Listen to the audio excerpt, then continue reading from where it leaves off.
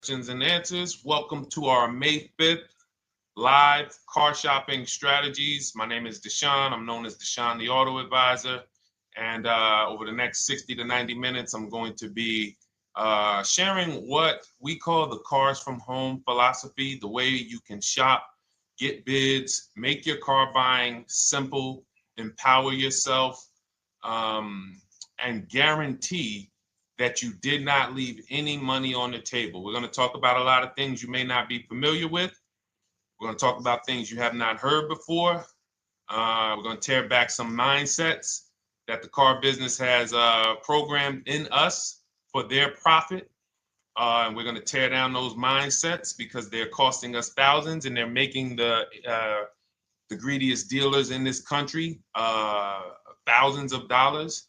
And we're going to get rid of that. So this show is sponsored by my new digital book. It's called Cars from Home, 7 Steps to Saving Time, Money, and Avoiding Dealerships. So I wrote that book to give you everything I know, everything I learned at Mercedes-Benz, at General Motors, running my own brokerage, and the hundreds of people, thousands now, that we've helped since 2021 to empower themselves in their car purchases. So part of my welcome offer to you is it's normally $97. You can get it for $24. That's my welcome offer for 30 minutes, anytime during the broadcast. As we go, you can get yours in my TikTok bio, in my Instagram bio, the YouTube comments, and the Facebook comments. It's a 75% off discount as part of my welcome offer for those of you who take action. And you'll have everything we teach here for the rest of your life. And you'll be able to move the same way you're going to hear me move and the way a lot of people I'm going to show you guys are moving. So no questions off limits. Feel free to start typing your questions. We are live on Instagram, TikTok. Hang on. I got Instagram up here. My man Dolan is moderating, so we're going to try to pull in every single one of your questions. Again, this is our May 5th live. We are live. It is Monday, so let's get to the questions. Okay, we got some coming in already on TikTok, Dolan. I see it is what it is. I'm just going to pull that one. I need to do one on shady mechanic shops. You should. If that's your area of expertise, the public needs to know from someone who's an insider what is going on in mechanic shops. I'm sure they get a lot of value. If you guys want, it is what it is to launch a channel teaching people how to avoid shady mechanic sites. Type ones in the chat so he can know that he should go ahead and do that, or she. I can't see if you're a man or woman. But let's get some questions going. Yosoy Tommy, I see you on TikTok. Interested in leasing, but I know I will go over the mileage. I drive a lot. Well, here's what you do. Give you an example. I'm leasing right now. I've never needed more than a 15,000 mile per year lease. So all of my leases have been 12,000 miles. I've never needed more than a 15,000 mile per year lease. Now, sometimes, that was because my family worked a little further from where we lived. We got a 15,000 mile per year lease, but most of the time I'm getting 12 because that's what I need. That's what I use. Now I'm paying $499 a month for this $55,000 Infinity truck. I got a 1% lease on it. I got my bids, the way we teach at Cars from Home. We're big on multiple offers. That's the only way you're going to save the big money and guarantee you got all the money is to get multiple bids. We teach you how to do that. You can do it by phone too. If you want to try to do it by phone, God bless you. We do it through email. We do it through emails and templates, and that's what we do. But I'm paying $499 a month for 12,000 miles. Now, let's just say I needed 15,000 miles. I would have bumped that lease up, and instead of $499, I'd be paying probably $30 more. So call it $530. Now, let's say I'm a high mileage driver at 20,000 miles. That instead of $530, I would probably be paying $620. And there I got my 20,000 miles per year. So the key is, and this is what you'll hear, people will blame the leases for not understanding that they choose the mileage. The mileage is not selected for you unless you go into a dealer and say, hey, work me up a lease. And then they're going to choose the mileage, probably give you 10,000 miles per year, and then try to close you on that. But that's not the way we shop. We're going to shop and we're going to adjust our miles based on what we need. So if I needed 20,000 miles per year, I would probably be paying $620 instead of $499. If I needed 25,000 miles per year, I would probably be paying $680. So I'm just paying, we get what we need and we enjoy our leases. because when we buy these cars and we drive ridiculous miles, we depreciate our cars, we destroy the value, and then we still have a loan on it in a lot of cases for a vehicle that we have destroyed the value in because we put 60,000 miles on it in 3 years. So our loan is moving very slow, but our vehicle's value is dropping through the ground very fast, which is typically how we end up with $15,000, $20,000, $25,000 in negative equity. I used to see it all the time in dealerships, especially when I was in when Uber took off. When Uber took off, year later, 2 years later, 3 years later, we had tons of people coming in with Hondas, coming in with various cars that had 200,000 miles on them, but they still had 3 and 4 year loans left. And, that's just a recipe for disaster. That's a recipe for disaster. So you should not be leasing, though, if you keep your cars 8 years. Some of you familiar with the 8-year rule, you understand. Everyone should not be leasing. I want to make that clear. Some people say, Deshone, you believe everyone should be leasing? No, I don't. If you are not keeping your cars 8 years, then you should be shopping for below market leases. Don't forget those 2 words, below market leases. Because if you're paying what everyone else is paying for their leases, it's not going to make sense. Some of these strategies are not going to make sense. You need to be getting below market leases. And the way we do that is to comparison shop, get multiple offers from dealers, have them compete for our business, and then we get these leases that no one else can get. Great question. So what if I go over 20,000 miles? What do you recommend doing? You choose your mileage wisely. In my book, I have a section called Choosing Your Mileage Wisely. The whole key with leasing is to scope out the mileage you're going to use, and that's what you shop for. If you know you're going to do 25,000 miles that year, you would do 25,000 miles on your lease. But you don't shop this way. We always shop with 12. A problem with leasing is once again, you go into the dealership, you say, work me up a lease. They're going to work you up what they want. They're going to say, hey, put 5,000 down. Who's had that happen? You go and you look for a lease and they tell you how much money you need to put down. Type me if you've had that happen. And again, welcome to everybody. This is our May 5th live. It's Monday, May 5th. Whether you're watching this today or you're watching this later today, because we will be rerunning this for those who couldn't make the show. Tell your friend they can catch it on our channels. But this is our live show. We're live every single Monday through Thursday at 12 noon. So you'll see people who will go and get blessed transition. You've had this happen. This is what you go in. They work you up a lease. Here, you need 3,000 down. Yeah, you need 3,000 plus your taxes and fees. What do you want to do? So that's them customizing our leases. We never want to do this. We want to customize our lease and run it like this, a template. All your leases you get with, ready? 12,000 miles per year. First month's payment only due at signing.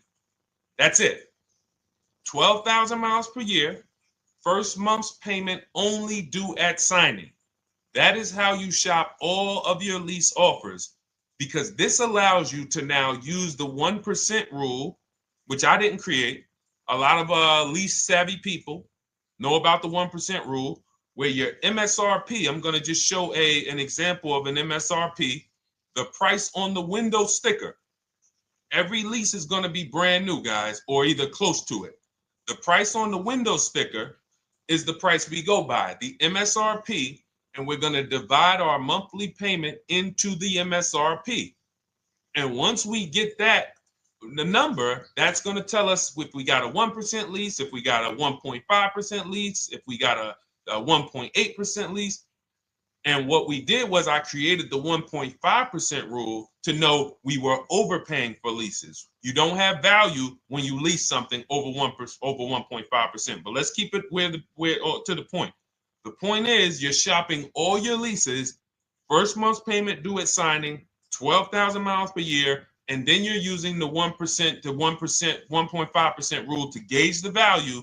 Once you find your best offer, that's when you go and you say, can you please adjust the mileage down to 10,000 because that's all I need, or up to 15,000 or 18,000. You shop your offers with 12. You find your best offer concerning what value is, 1%, 1.2%, 1.4%. You lock that up, and then you tell them, show me what the payment will be with 20,000 miles per year or 15,000 miles per year. That's going to keep you from walking into these 80% dealers which are never going to give you a below market deal, when they drop their prices, they're never going to drop low enough to beat their competition. That's why their name of the game is them keeping you from checking their competition. And then you avoid these people, you find those deals, and then you adjust the mileage with that dealer. But choosing your mileage is very important with a lease. And that's why you should take 5 minutes, 10 minutes, tally up your lifestyle over the next 3 years, and you choose your mileage that you need. Great question. Let's go, Dolan. I'm getting married today. Congratulations to Ash on Facebook, everybody. Ash is getting married today. Congratulations. May God bless you with a healthy, lifelong marriage. Hallelujah. All right. Angel on YouTube says, can I lease for 36 months, then purchase to have a lower payment instead of buying at a higher payment? Now, what he's asking or she's asking is, I want this new car, but if I buy the new car, then I'm going to have to pay for the new car, in which case it's too unaffordable. So can I lease it first and then buy the difference at the end? Yes, you can. Let's talk about why that's not that financially wise. There are signals, guys, that tell us we are looking at vehicles that are too expensive for us. Signals. Would anyone on here take a 50-year mortgage? Anybody? Anybody? We got some smart people on here. Anybody volunteering for the 50-year mortgage, ladies and gentlemen? Anybody? Come on, somebody.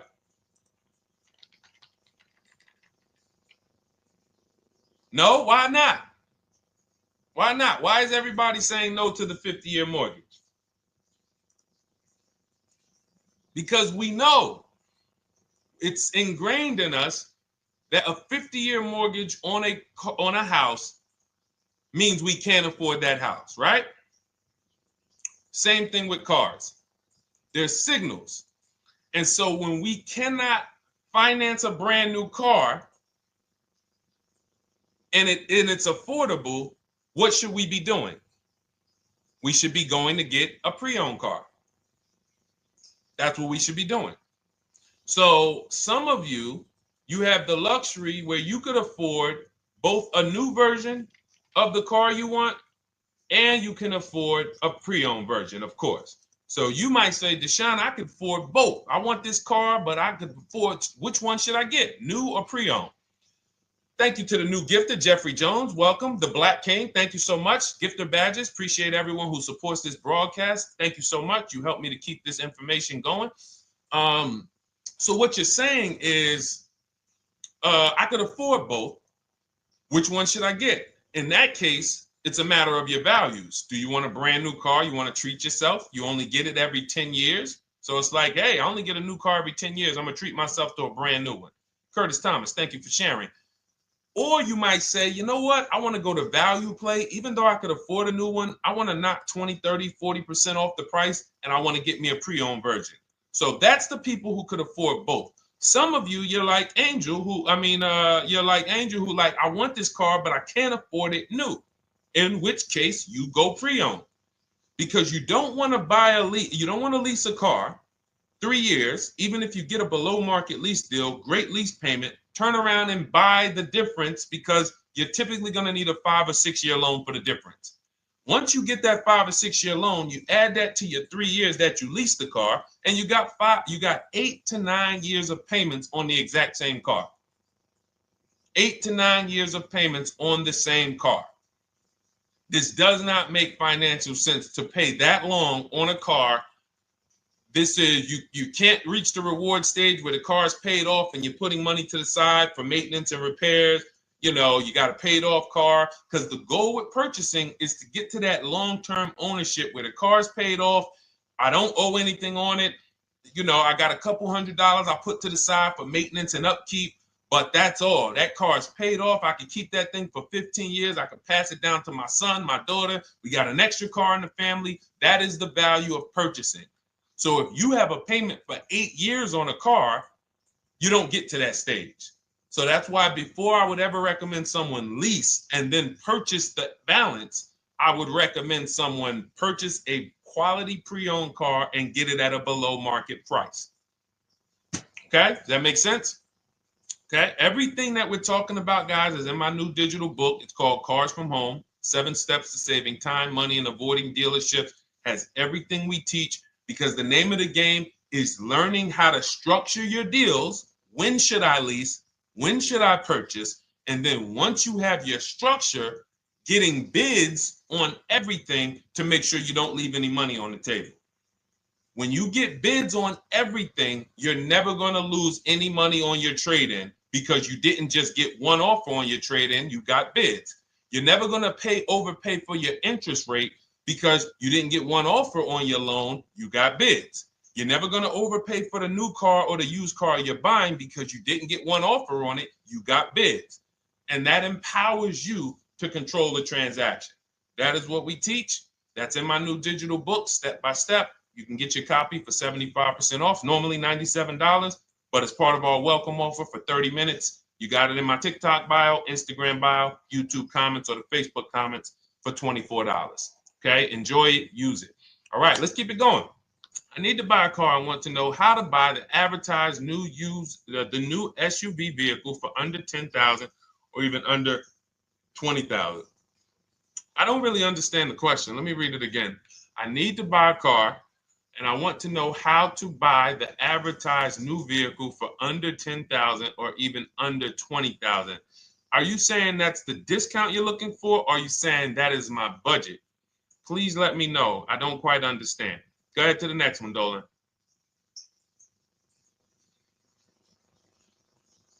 All right. If the Carfax report only has service maintenance, is it okay to purchase?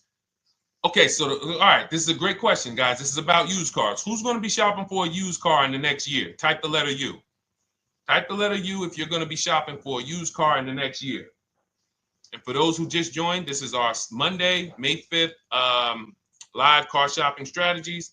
So we are live every Monday through Thursday at 12. And for those of you who are watching the rebroadcast later in the day, you can, you'll get your questions answered. Somebody might ask a similar question, or you can join us Monday through Thursday at 12 live. Yes, so we got a lot of people who are going to be shopping for a used car. We got Buffy on Instagram, Fran Bar. Who else? A lot of people not buying? Okay. Instagram, the only people buying used cars? Okay, well, let's talk to you guys. Listen, so here's when you're looking at a used car, what you're focused on is first the service record. First the title history. What is the title history? That means, is it a salvage car? Is it a frame damage car? Is it a now, well, let's start first. Where do we find these cars? Let's start there. We're not going to lots. We're not stumbling onto people's lots. That's what they want. We do not want to go through our neighborhoods looking for used cars. Anybody who does not have a used car on a website, they're trying to take advantage of you, because that is unadvertised, that they don't want to be where the competition is. That is not the way we're going to move. And for years, it was like that. You drive past a dealership on the weekend, you see hey, oh, look, they got this nice yellow car, a nice big red car outside, and you just pull right in. That's 2005 stuff. Now, every used car, we need to be able to compare it to the whole market, which means we need to see it on a website, on a marketplace. So we're opening up, this is called my multiple marketplace strategy. We are opening up, and some of you are going to need a pen if you're going to really, or unless you're going to watch the rebroadcast, because I'm running stuff past you that, you're trying to buy a $30,000, $50,000, $100,000 car. We're not talking about how you're going to get a couple things from Amazon and, set up a little home studio for $2,000. We're talking about the second most expensive purchase most of you are going to make. So it's understand that you're going to need to focus in order to get the most out of what we're talking about. So we're going to go to the marketplaces. The marketplaces are Carvana. They sell their own inventory. CarMax, they sell their own used car inventory. Driveway, they sell their own used car inventory. We're going to go to now dealerships. AutoNation, they sell other people's, they sell their own. They buy and they relist it on their website. But then you have Car Gurus, you have Carfax, you have Kelly's Blue Book, no, not Kelly's Blue Book. You have Auto Trader, Car Gurus. So we're going to all these marketplaces, we open them right up in one tab. So now what we're doing is we're putting in our criteria, and what we want to do, we want to go 100 miles out. Even if you're not willing to drive 100 miles out, you want to see what the whole market looks like within 100 miles. So now, if you know what you can afford, then you can put in your price criteria. I have a tool that I created. It's called the Perfect Budget Calculator. Some people who have my book, you've used it, where you put in your down payment preferred, you put in your interest rate, you put in any equity from your old car, and it tells you, because what you tend to miss is the fees. That's what you tend to miss. So if you're not using this calculator that we created, you want to add another $2,000 or so, because you got to factor in the fees in that budget. Some of you go out and say, man, I think I could afford $30,000. Then when you find your car, they bump you up to $33,000 because you didn't factor in the taxes and fees. So this calculator does it for you in my book, and everything we use the Perfect Budget Calculator. But if you're not using it, just estimate another, a little higher. Now you put all of that into the marketplaces. Now you're looking for what the inventory is. Now, here's the reason why you must open up all these marketplaces. First reason, they have different cars on them. Carvana and CarMax has different cars than Car Gurus, Cars.com, Auto Trader. There's different cars on them. Another reason we need to open it up is because sometimes you'll see one car here on Car Gurus for $31,000, and then you'll see that on Auto Trader they marked it down $2,000. It's $29,000. And you're like, wait, why the heck is it lower? This is the same car. Well, it could be because this marketplace got the notification first to lower the price, and maybe this one takes a little longer to see that, oh, maybe that takes 24 hours before their updates take effect. So that's why you want to open up all these marketplaces. Now you're narrowing this down first based on your color choices, what options you want, your models, and now we're starting to narrow this thing down. So we're narrowing it down. Now we start to look at the history of these cars. This is the best way to start narrowing down your used car search. Let's now dive into the history. I need the Carfax. Now, some of these websites will give you a free Carfax. Some of them will try to make you buy a Carfax. Now, I'm going to give you one of the secret strategies that we've been using for years in my book, and I'll tell you it right now. It is how we get free Carfaxes, because when we get to most vehicles, you guys, for those of you who are just meeting me, I worked in Mercedes-Benz for 5 years and General Motors for 5 years, and I ran my own brokerage. I started it in 2016, and I ran that while I worked at the car dealership.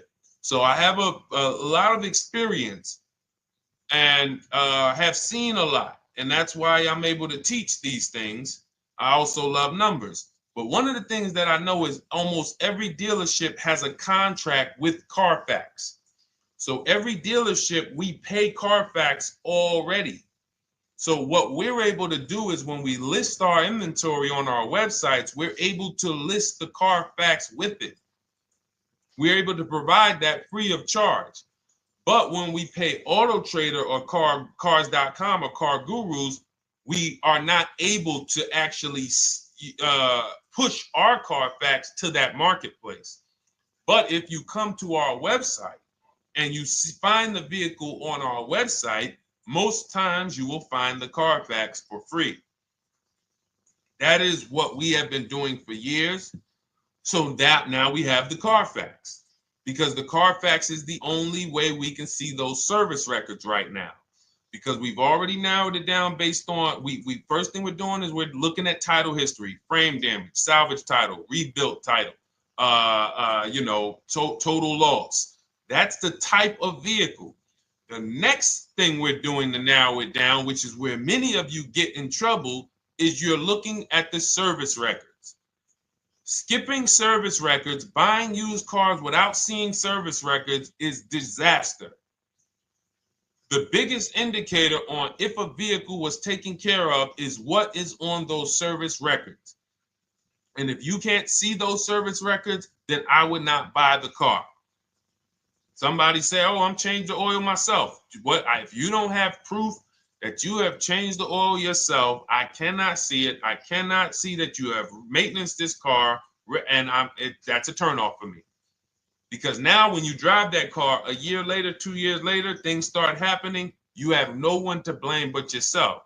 Now the regret kicks in. Man, I knew I shouldn't have got this. But chances are, if you find a quality vehicle and you see service records on that previous owner's report, that's going to lead to a quality experience. Okay, so that's pretty much how the initial part of our multiple marketplace strategy. As you can see, we have this to a science. Nothing that we're doing is by chance. Nothing we're doing is on a whim. That is it. But let's go to some more questions. And I think the biggest thing I want everyone to understand so far is that we don't wing anything in this process. There's nothing, everything that I'm teaching you is going to be out of our system. Now, some of you have different learning styles. So let's address this. Again, welcome to our May 5th, Monday, May 5th live. We're live Monday through Thursdays at 12 noon. And we rebroadcast this for those who couldn't make it. You can share this with your family. Tell them, hey, visit Deshone the Auto Advisor's channel. He did a great show earlier. He answered some questions that everyone had. You can watch the broadcast all through the rest of the day. Now, but we're live every week, but we're live right now. So now the biggest, some of your learning style is different. What we teach is we have the ultimate do-it-yourself guide. This book is rated 5 stars.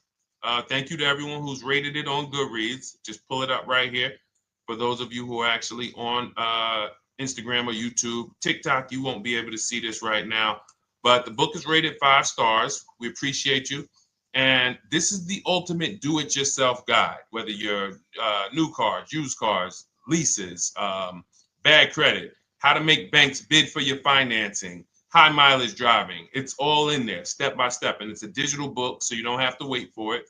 As soon as you get and hopefully you get there before the 30 minutes, so you get your copy for the $24 instead of the $97.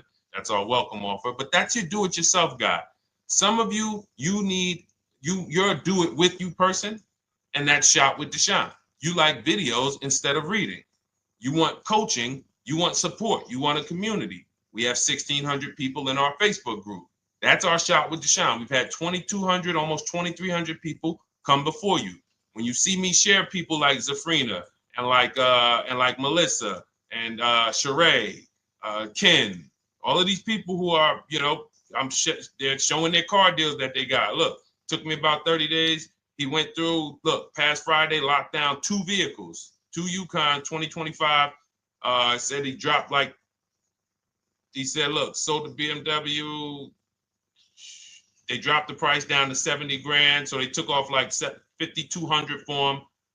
These are all people who are in the Shop with Deshone. Their learning style is they prefer videos. They prefer, coaching with me. But again, it's the same information. So I want to be clear. It's just your learning style. So if you are like Deshone, give me the blueprint and I will run this thing. That you're going to be like the people who send, like Marie. Marie just wanted to let you know she got our book. Using the book, I saved over $13,000 off MSRP. Now, here's where the feelings get hurt. And this is not my intention. But some of you have these same vehicles that you're going to see me sharing that our people get. And when you see what they paid for them and what they're getting off of them, you're going to see, wow, I did not get that. I did not get that type of discount. So all of you who have this 2025 GLC coupe fully loaded, she said they took $13,000 off MSRP. She got her bids from home, got my payment to be hundreds lower per month, maintenance included, no money down. We are masters at no money down deals. You should not be putting money into these cars unless you intend to keep them for 10 years and you got a great price already. You got a huge discount already. You should not be putting money into these cars. I have never done more than $1,500 out of my pocket for any lease. And when my car that I bought, I put money down on that because I bought it to keep it. But everything else, we are shopping with no money down. So you're going to see that a lot. So again, depending on your learning style, you can head to my bios and to the comment sections, open the Cars from Home Toolkit, Shop with Deshone might be right for you. I don't care how you get the information as long as you are saving the money. I don't care. If you could do it with a $24 book, do it with the book. I would rather you say, man, this guy Deshone helped me. I bought his book. I got it on the sale because he did the welcome offer for $24. And man, I done got 4, 5, 6 cars using this thing. And all I paid was $24. Congratulations. I will celebrate that. I wish that for everyone, but that's not everyone's learning style. So, okay, Dolan, let's keep it going. I'm sure we got a lot more questions coming in. Molly from Facebook, great to see you. Needed to be here. I'm glad. I just ordered a new vehicle last week, expected to arrive in 3 months. I need a breakdown of how to get out if the options they want, get out of the options they want to the MSRP. Well, first of all, what you want to do is you want to get bids now. You do not want to wait. For those of you, she's ordered a car. She's scheduled to be here in 3 months, and she has not locked in her pricing. Now, the reason when we order a car, we are always getting our bids first because the closer your car comes to arrival, the less leverage you have. They know once that car comes in there, she's been waiting for 3 months. She is not going to want to walk away from this car. She is not going to want to do this all over again. And they're going to probably take a shot and say, or if you look for a discount at that point, you probably are going to be like, no, I'm sorry, we can't give it to you. So what we're going to do is we have to now send that request out. Now, there's 2 ways for you guys to do this, whether you're leasing or purchasing new cars. 2 ways for you to do this. You can do it your way, which is calling around. Calling around, not going into dealers, calling around, ask for sales managers, try to get yourself at least 5 offers. Because the only way you're going to see how overpriced the offers are is to actually get multiple offers. So I'll give you an example. I'm showing you guys on the screen what a market report looks like. So we also have a division. We shop for people's new cars and their leases if they have good credit. So when you see, oh, I tried to pull it up. It's not loading. So what you're going to see, and some of you who've used our stuff, you can testify to this. There is a huge spread between the best price and the worst price. Huge spread. So in order for you to know you actually got the best price, you need to see 4 other offers that are higher. I'm going to say that again. Thank you to all the gifters on TikTok. Thank you, Jeffrey Jones. Appreciate it. You need to see other offers that are higher. So let's go back to my car. This dealer who won the bid for my Infinity truck saved me over $8,000. Now, he said to me when I was making the deal with him, he said he knew that I was not going to find a better offer because he had used a special coupon he had to apply towards the deal. He needed the deal that month, and that's why he won the bid. So he's able to take off $8,000. If I was purchasing, I would have got $8,000 off the price. But I leased it, so my lease payment was $499 a month with $1,270 down total. And $1,270, $499 of that was my first payment. So every other offer that I got, 560, 605, 640, 700, 750. That's how you know you did it right. If you don't have a bunch of the 80%, we call them. This is the 80%. Some of you have heard me say we don't negotiate with dealers with fake fees. It's a losing battle because even when they take off all the fees, they're still super high. I'm going back and forth by email. So if you're using what we teach, you're taking minutes out of your day. You're going back and forth with email. We close deals in 60 to 90 minutes. I'm not inviting anyone to car college. 60 to 90 minutes of emails back and forth. Next thing you know, we're closing a deal. But you're going to see, even after back and forth and telling the dealers through email, you can do it by phone. Hey, I'm shopping other dealers. Please make me your best offer. I have all the templates written. So when you're using our stuff, you don't even have to wonder what you're going to say. You just copy and paste our template. But even after that, you're going to see, wait, these people are still giving me super high prices, even though I told them I'm shopping, even though I told them I'm serious, I could buy the car right now. Even though I gave them every single thing I need to give them to get an offer, they're still $150 a month higher than my best offer. That's going to prove to you that they are the 80%. They are not coming down. When they say this is our best deal to their customers walking inside, they're not lying. It is their best deal. It is not the best deal. It is their best deal. Their competition's best deal will blow their best deal away. And the only way you do that is by getting bids. So that's what you need to do, Molly. Take exactly what you're looking for. If you want to call around, call some sales managers and say, hey, listen, this is what I'm looking for. I put in an order, but I'm not dead set on the price yet. Haven't really gotten, I want someone to lock in a price for me. And hopefully you're purchasing, because if you're leasing, it's tough, because once that lease comes in, you do not know what the lease program is going to be. So if the lease program is bad, then you could find yourself jammed up. Now, here's what we try to do to prevent that. It's not always possible. Here's what we try to do. Once you have found the best dealer who's won the bid, now what you're going to do is say, based on this price that you're selling me the car for, can you give me a lease estimate now? So let's say I'm ordering this Infiniti. I shop around, I find a dealer who says, all right, Deshone, I'll place the order. I'll take $6,000 off list price for you if you do the business with me. Perfect. Can you give me a lease quote based on that now? I know this is not the vehicle. My vehicle's coming, but can I get some type of an estimate of what it would be? And then I look at that, and if it's affordable, now I place my order. But I'm not placing an order for a lease blind, not knowing what my payment's going to be when that car gets here.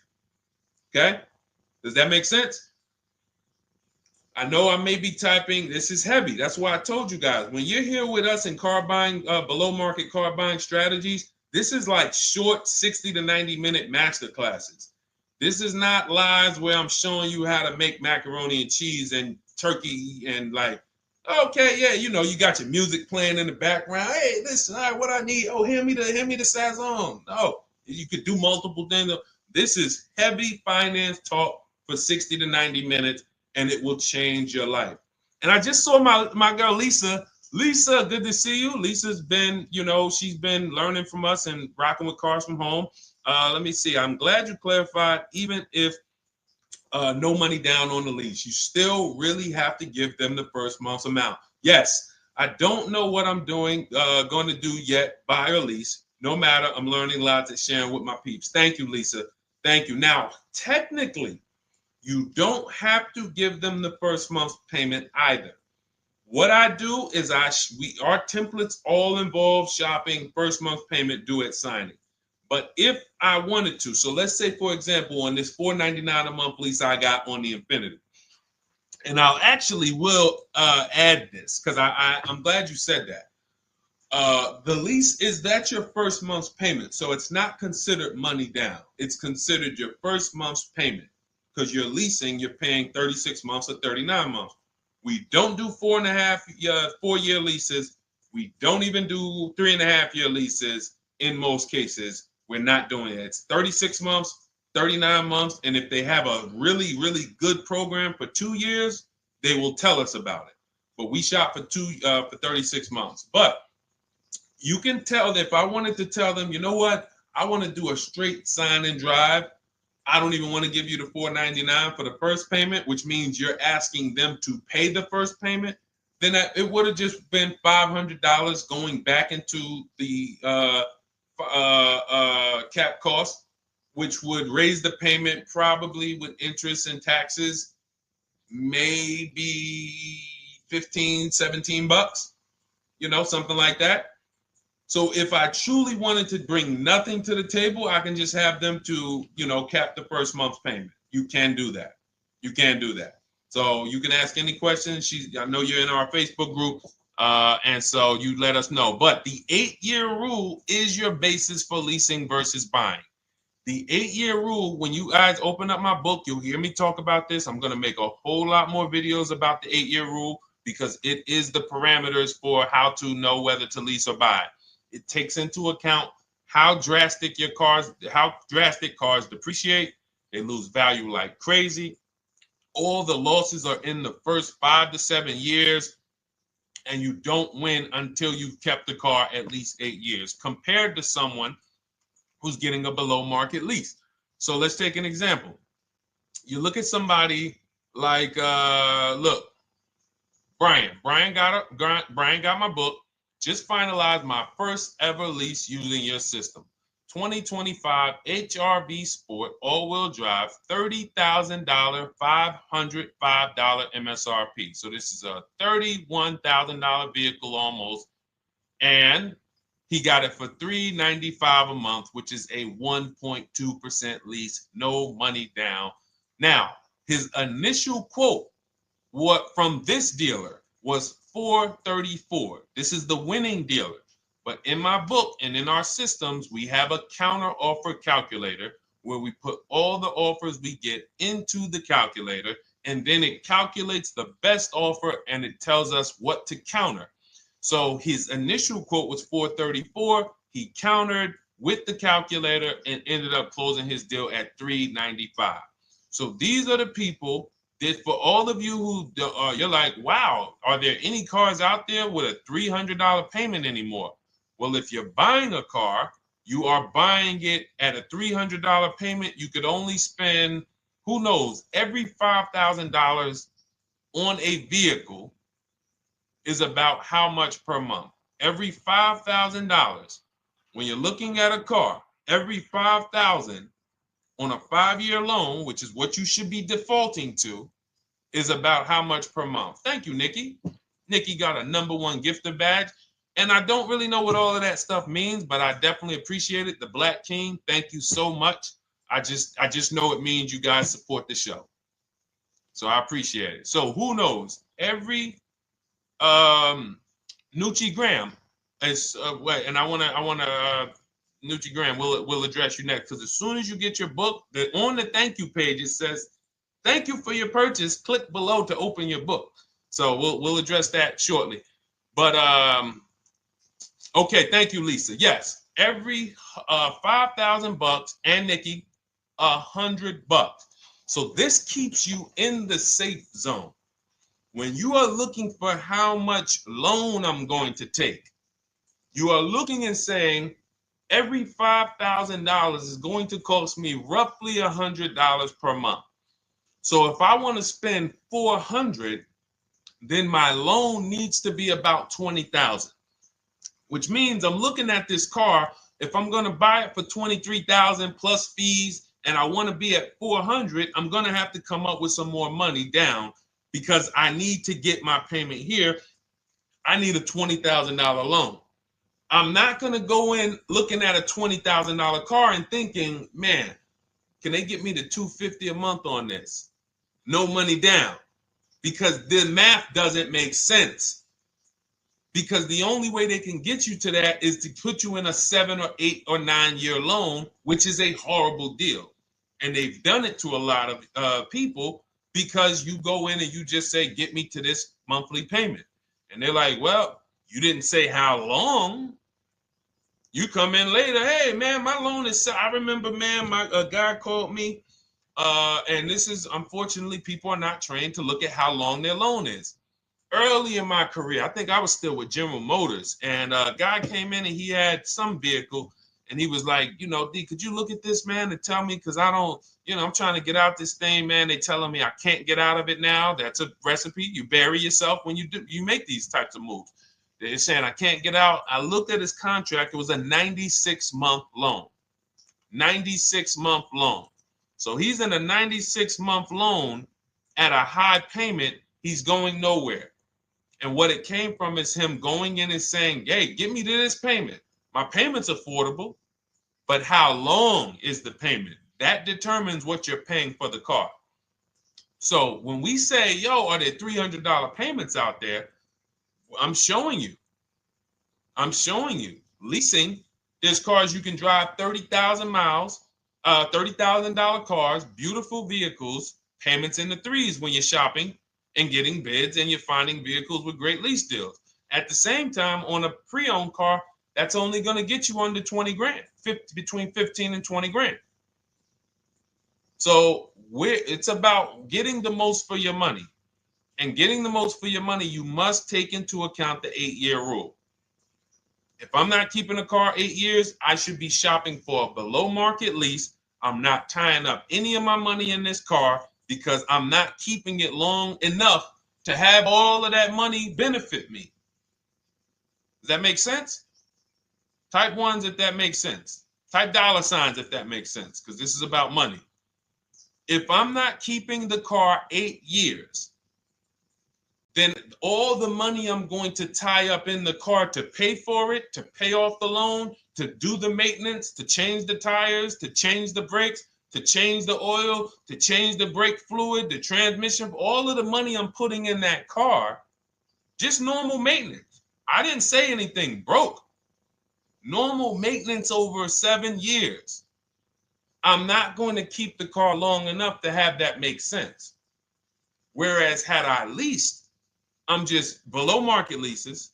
I'm just literally paying cents on the dollar, changing my oil. Most of the times I'm out the car before I need brakes, unless some of you are driving 15,000 mile a year leases, and then sometimes you will replace the brake, but it still does not compare to the cost of purchasing. And throughout the show, I'm gonna show a lot more lease deals and a lot more discounts. But the reason why I show you guys the lease deals is because the money doesn't lie. Unless you're just hell bent on paying more, the money does not lie.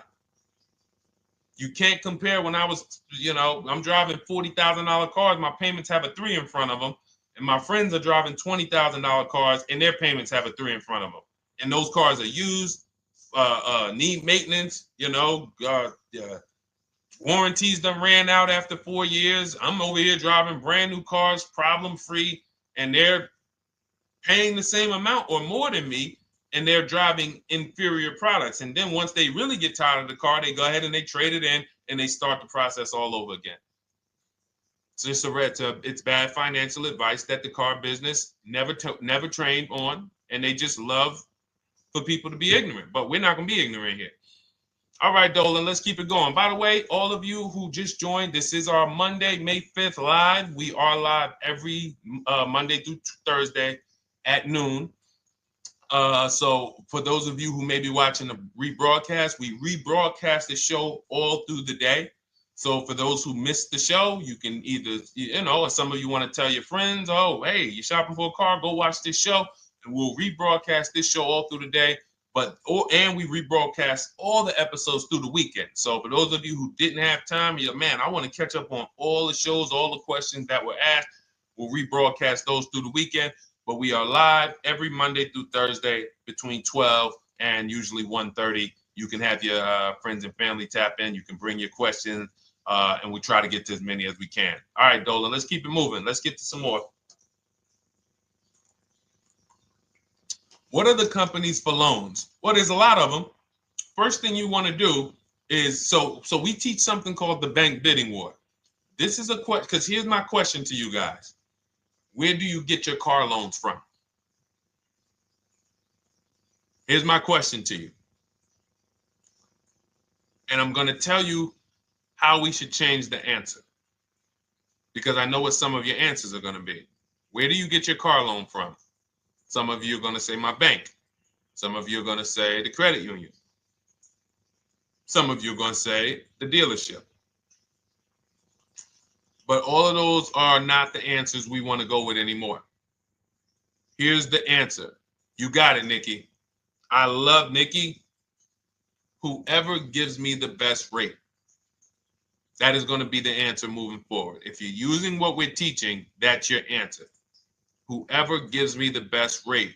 In other words, whoever wins the bid. So what we're doing is we are not just going to our credit union and having them run our credit, give us a rate, and now we going out and we're shopping with a check in hand and we're shopping with our back against the wall because the bank says, well, hey, you know, your pre-approval expires May 17th, so you hurry up and find a car or you're going to have to come back and run your credit again. Now we're over here and our bank is putting our back against the wall. That's ridiculous. So what we do is we use what you should do is you should look at the average interest rate. If you have average credit, look at the average interest rate, and then you use that to budget. Again, I have a calculator that we invented. It's a proprietary calculator. You can't find it on Google. It's in my book. It's in our course, Shop with Deshone, in our checklist, our video checklist.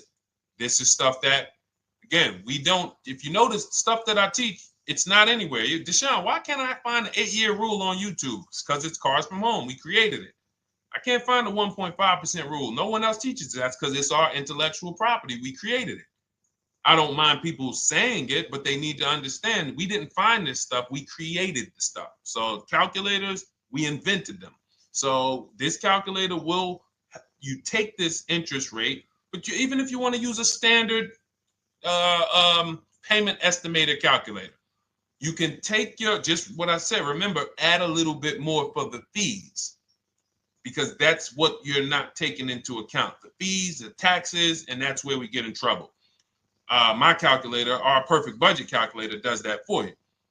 So now you want to look at the average interest rate. Type in average rates for cars. Use that for your budget, just so you can know about how much car I can go and get.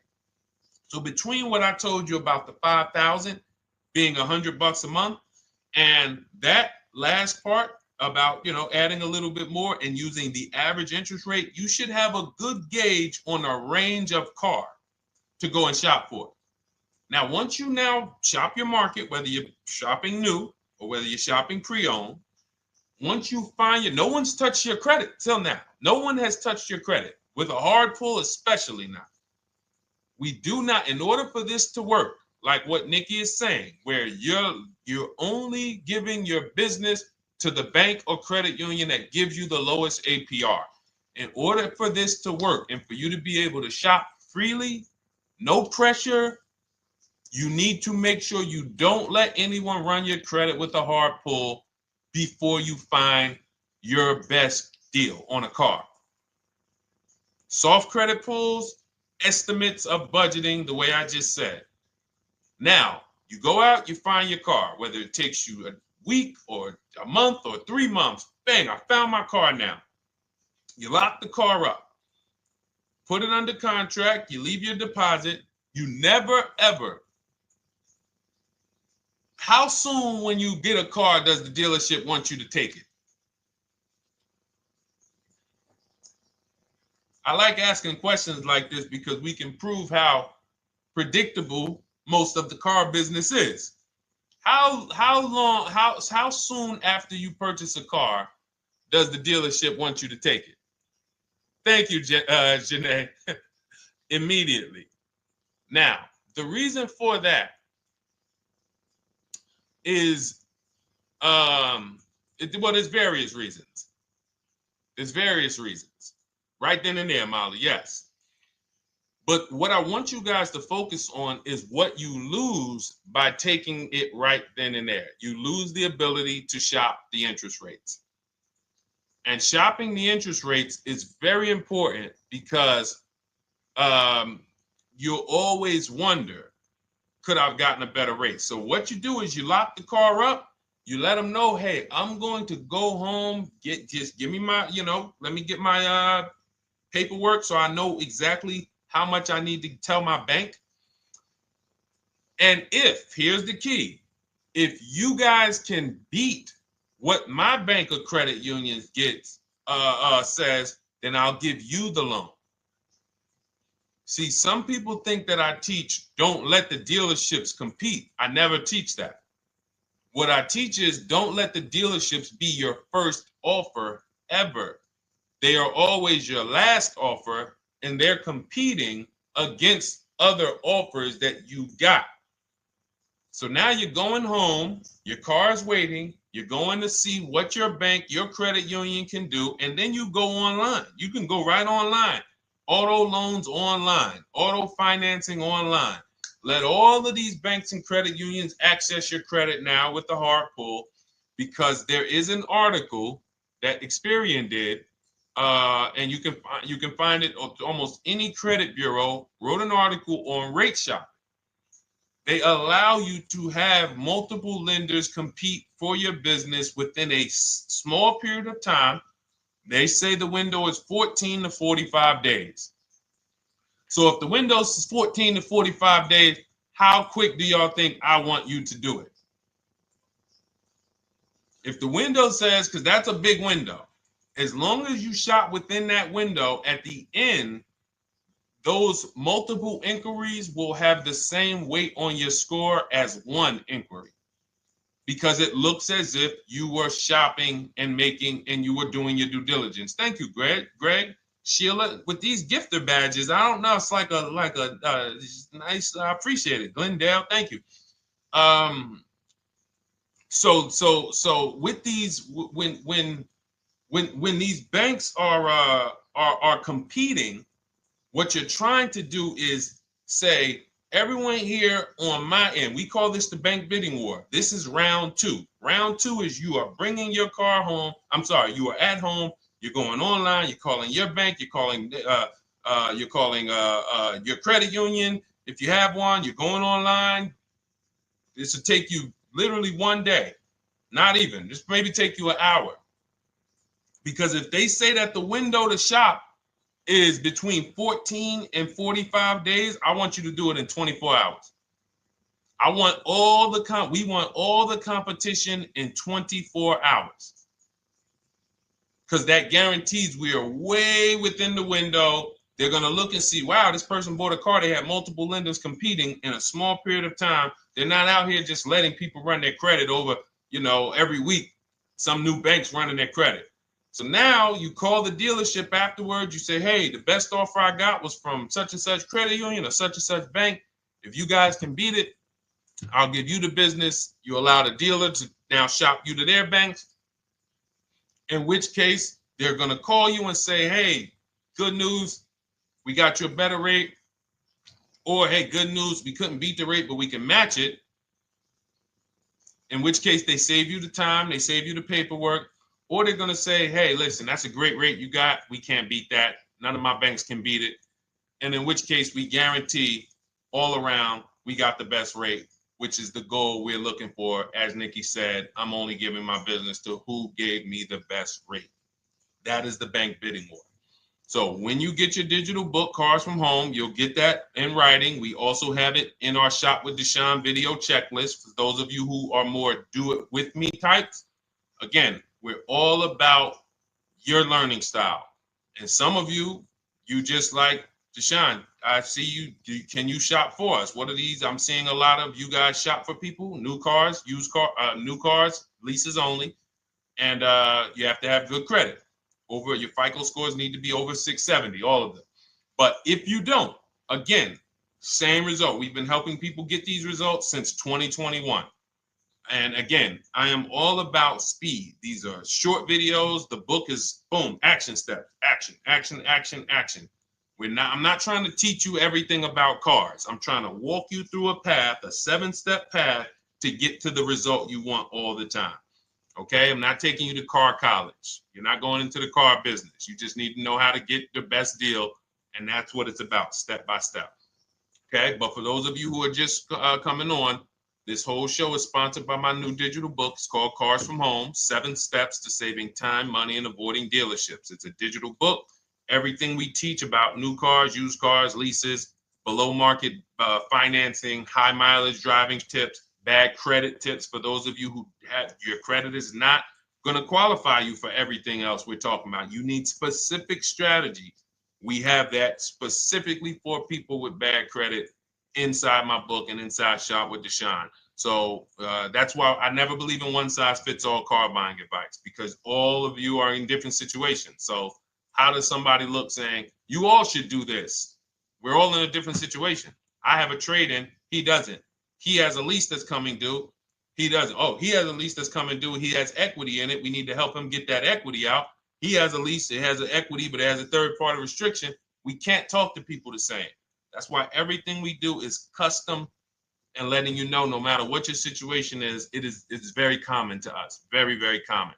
So, all right, let's keep it going. We got some more time, Dolan. Pull them up. More questions. All right, yeah, I see we got a couple more coming in on TikTok. How do I get the book?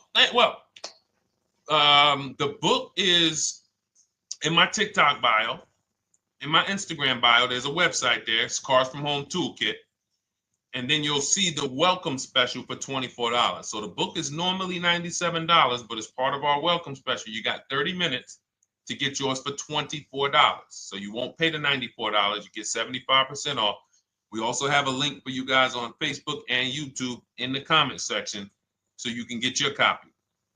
And if you're going to spend a couple more minutes with us, I would appreciate if you share the broadcast with one person that you care about. So that can help, we can help get this information out and we can help change lives. If you didn't receive your ebook, well, first of all, as soon as you purchase your book, you're going to see a thank you page. It says, thank you, screenshot this page. And then it says below, click the link below to open your book. So you actually get the link to open it as soon as you make the purchase. And then I say, I also emailed you a copy. So sometimes people type their email in, one letter's wrong. Obviously, we can't send a book to an incorrect email, which is why I have my support team's email right on there.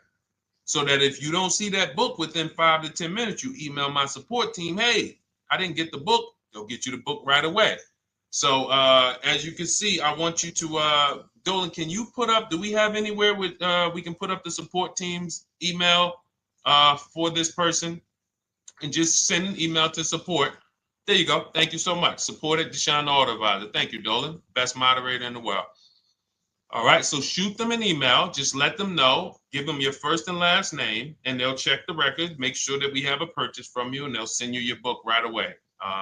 So you can dig right into it. Okay. All right. Let's keep it.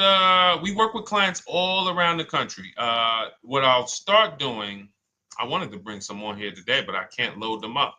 The system is showing an error. So I got a lot of people. I always bring tests. I always like to show results. So, you know, I'm a results person. So you'll see a lot of people that I share. Brian, who has our book, and, you know, his lease, Marie with her $13,000 off. All of these people made deals from home. They were not in a dealership negotiating this. You got, look, Frank, I bought your book, used your system, and just closed my deal and have positive results to report. I love when y'all email me, by the way. Like, please continue to do this. A caveat is I wanted a just released 2026 Genesis G70 Advanced, and there are no incentives. I could have gotten incentives on the 2025. However, I wanted the 2026, and I was willing to pay. So even with high demand cars, even with cars that are rare, this is the situation. I reached out to 20 dealers and I received 9 offers for 36 months, 12,000 miles on a $58,000 MSRP.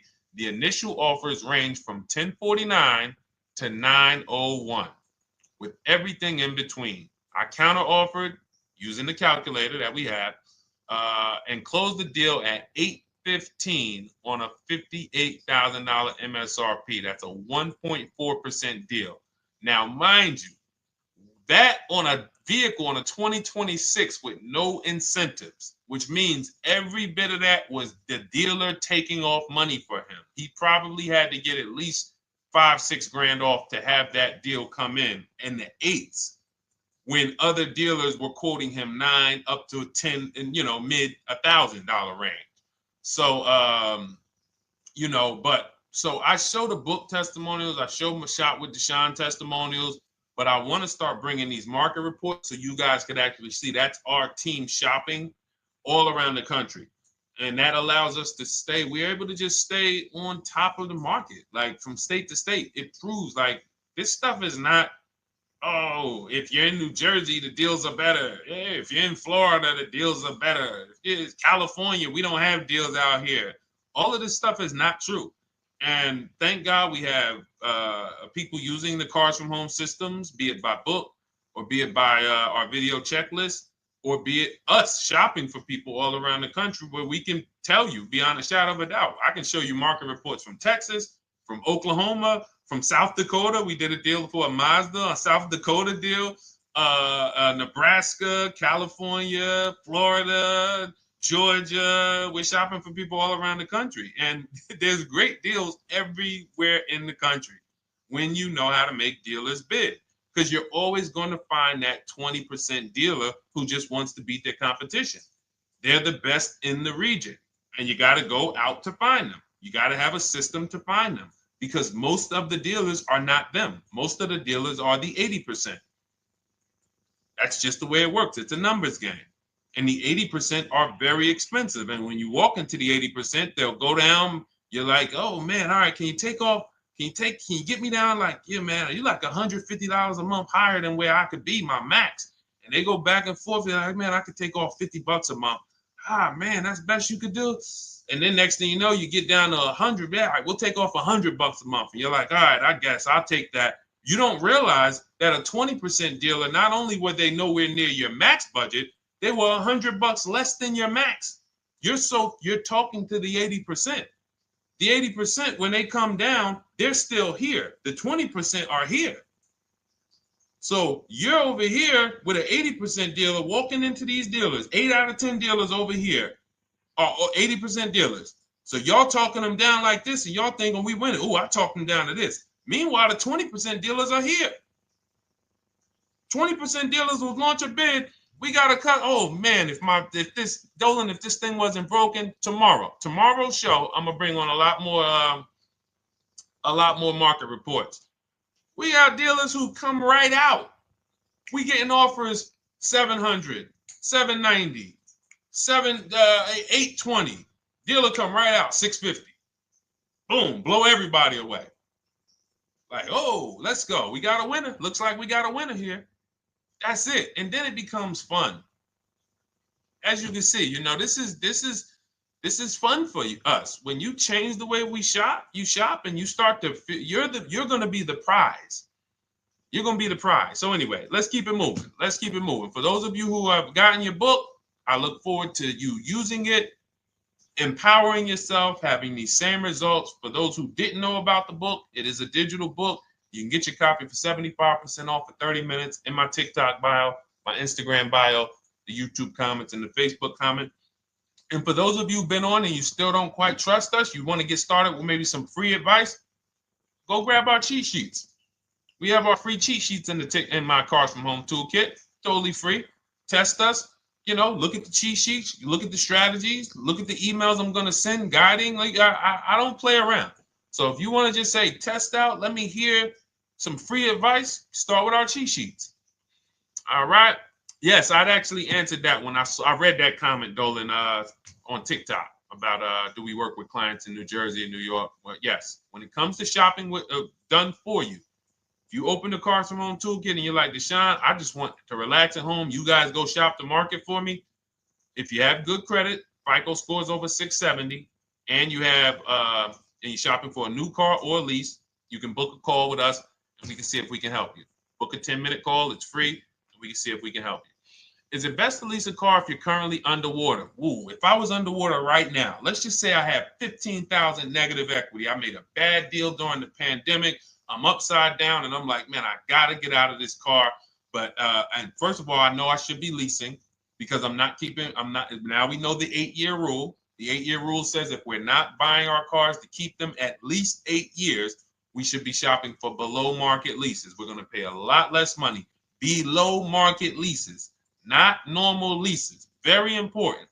So what I'm going to do is I'm going to actually right now look for an electric vehicle that I could lease because some electric vehicles right now, we're getting under 1%. We're getting 0.88% leases. We're getting 0.79% leases, because if you do your bidding, you're going to see. Now, again, if you want to call around for your multiple offers, you can do that.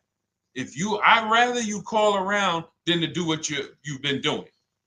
I'd rather you, with your new cars and your leases, call around before you walk. That's better than what you've been doing. But if you're like, Deshone, I don't want to talk. I don't want to wonder what I'm going to say. I just want to copy and paste. That's the Cars from Home way. Either way, you get your 5 offers, and you're going to see now, my best offer on this $40,000 electric car might be $320 a month. So I'm now driving a $40,000 car. If I didn't have my negative equity, then I would be driving it for $320. But now I got to bring this negative equity over. Now, the reason why you want to look at these electric cars for this is because if you try to bring a bunch of negative equity over, what ends up happening is you're now messing up the loan to value ratios, and the bank won't approve it. So you might go in and look at a $40,000 car, and now you bring this 15 grand of negative equity, and the bank is saying, we're not going to loan $55,000 on a $40,000 car. We're not doing that. So that's when they'll say, some of you may have heard this before, you have to put money down. They'll say, we can't get you approved unless you can put $3,000 down, $5,000 down. You have too much negative equity, and the bank is not going to approve it all. But when you get your bids on some of these electric cars, you're going to get $10,000, $15,000 off. And this is specifically what I would be looking for. I would be looking for the electric vehicle that when I get my bids, I'm saving 15 to 18 to 20 grand off. And if you guys don't think that's possible, you haven't been here for long. You know, this is Milligan. She bought her Mercedes EQE last year. She literally, MSRP of her car was $79,245. She got almost $30,000 off the vehicle. Almost $30,000 off the vehicle. $51,359 is her price. $79,000 vehicle. She got it after rebates, after discounts, after everything. $51,359. So you take a vehicle that you can get a huge amount of money off, then you bring your negative equity over. So now that payment goes from $320. Yes, it might go up to $575 or $600 even. But I know I'm in a nice car now. I'm in a brand new car, and after 3 years, I'm done with that negative equity. So that's what I would be doing. And if God forbid the car gets totaled while you're driving, you're out of the negative equity in a lease. So if I rolled that negative equity, 15 grand over to this car, now I'm driving it. Boom. All right, I got this electric car. I'm out of the negative equity. I got a good value. I'm in a $40,000 car. My payment is affordable. Now I'm driving. Oh, shoot, car gets totaled. I'm out. I can go get me another car now. I can go and get the same exact car, but I can get it for $320 now. So, you know, that actually is the reason why people commit insurance fraud and total their cars or get them stolen intentionally. But no, that's just something to keep in mind. Something to keep in mind. Because most of you, when you start leasing, you're going to see that was my reason for negative equity. That was my reason I kept having negative equity, is because I wasn't leasing. And that was the reason I was paying more money for cars than I should have, because I wasn't leasing. And again, the key is getting below market leases. You walk into a dealership and say, work me up a lease, you're not going to have these payments that, you know, we're talking about here. It has to be below market leases. That comes through multiple offers. Only way. All right, let's keep it going. A lot more questions. No gap then. Is that your first time leasing? Well, no, we'll get to that. I see it's a little conversation happening on TikTok over here. By the way, everyone, this is our Monday, May 5th live. We're live Monday through Thursday. Tell your friends, please. I would love for those of you who are going to keep joining us to see some friends tomorrow, family members tomorrow, co-workers. When you are at work, when you're talking to people, if they say they're car shopping, I would love for you to invite them to our live shows Monday through Thursday at 12. And if they couldn't make the show, we will rebroadcast each episode for the rest of the day. So after today, after we end the show, if you guys want to refresh on some things or you want to whatever, you want to send people, we will rebroadcast this episode for the rest of the day. And then on the weekends, we put together a weekly compilation. We broadcast them all just for the people who couldn't make the live shows. But every Monday through Thursday, we are here. And yes, happy Cinco de Mayo to you too, Nikki, and to everyone who celebrates. All right, what do you think about waiting till December month, mid-month to buy a vehicle? I do not. Dealers need cars to sell before that. It's a myth. All right, we're going to dispel a myth, okay? When have we been taught that the best time to buy a car is? Thank you to everyone running up the likes on TikTok. We're at 3,400 likes. Every time you hear something you like, you double tap the screen. That makes a big difference. It sends a message to TikTok that we're doing something good over here. Okay, end of the month. Yes, sweet now. End of the month. So we're gonna peel, like I told you guys when we started the broadcast, right? We are gonna, yes, Molly, last day of the month, right? So this is what we have been taught. Last day of the month, come on in. That's where your deals are, right? Let's look at this logically. As a former car salesperson, the times where where I saw the dealer or myself being the most desperate was the times where we did not have a lot of customers. Sometimes you look up, it's the 10th of the month. They call us into a sales meeting. They say, hey, guys, we got to sell 200 new cars this month. We are only at 40. We are way behind. We are tracking way behind. Call anyone you know who's a real customer. We are entertaining every reasonable offer. Now, you've been taught there's a group of people that we know are coming at the end of the month. There's a group of people that we know that last weekend they're going to rush. But there's no desperation there from us because we know they're coming. So we look and say, I'm much more desperate at various times throughout the month than I will be at the end of the month. Because think about it. Every time you go into the dealership at the end of the month, is it dead or busy? You go into the dealership most of the time at the end of the month, is it dead or busy?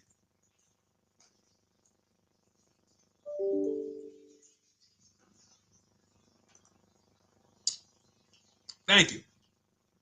It's a zoo. It's a zoo. Customers everywhere. That means all the car salesmen are not worried about making a deal. In fact, they're looking at you and saying, hey, Molly, thank you. Listen, I know you, look, I know the payment's $780 a month. I know you said you wanted to be at $499, but, we've been going back and forth. Can you work your way up, get closer to the $780? Because they know now we can take a shot. Because we have some other customers behind you, Molly. Did you see the people walking out? These people just walked out. They're mad. We don't have enough salesmen here. We got people waiting 40 minutes to speak with somebody. Do you think you're getting the best deal when that's the energy? Yes or no? Let's just be honest here. See, you might forget some of the lessons that we teach if you don't have our books and if you're not in our video checklist and coaching. You might forget some of the lessons, but hopefully you won't forget the stories.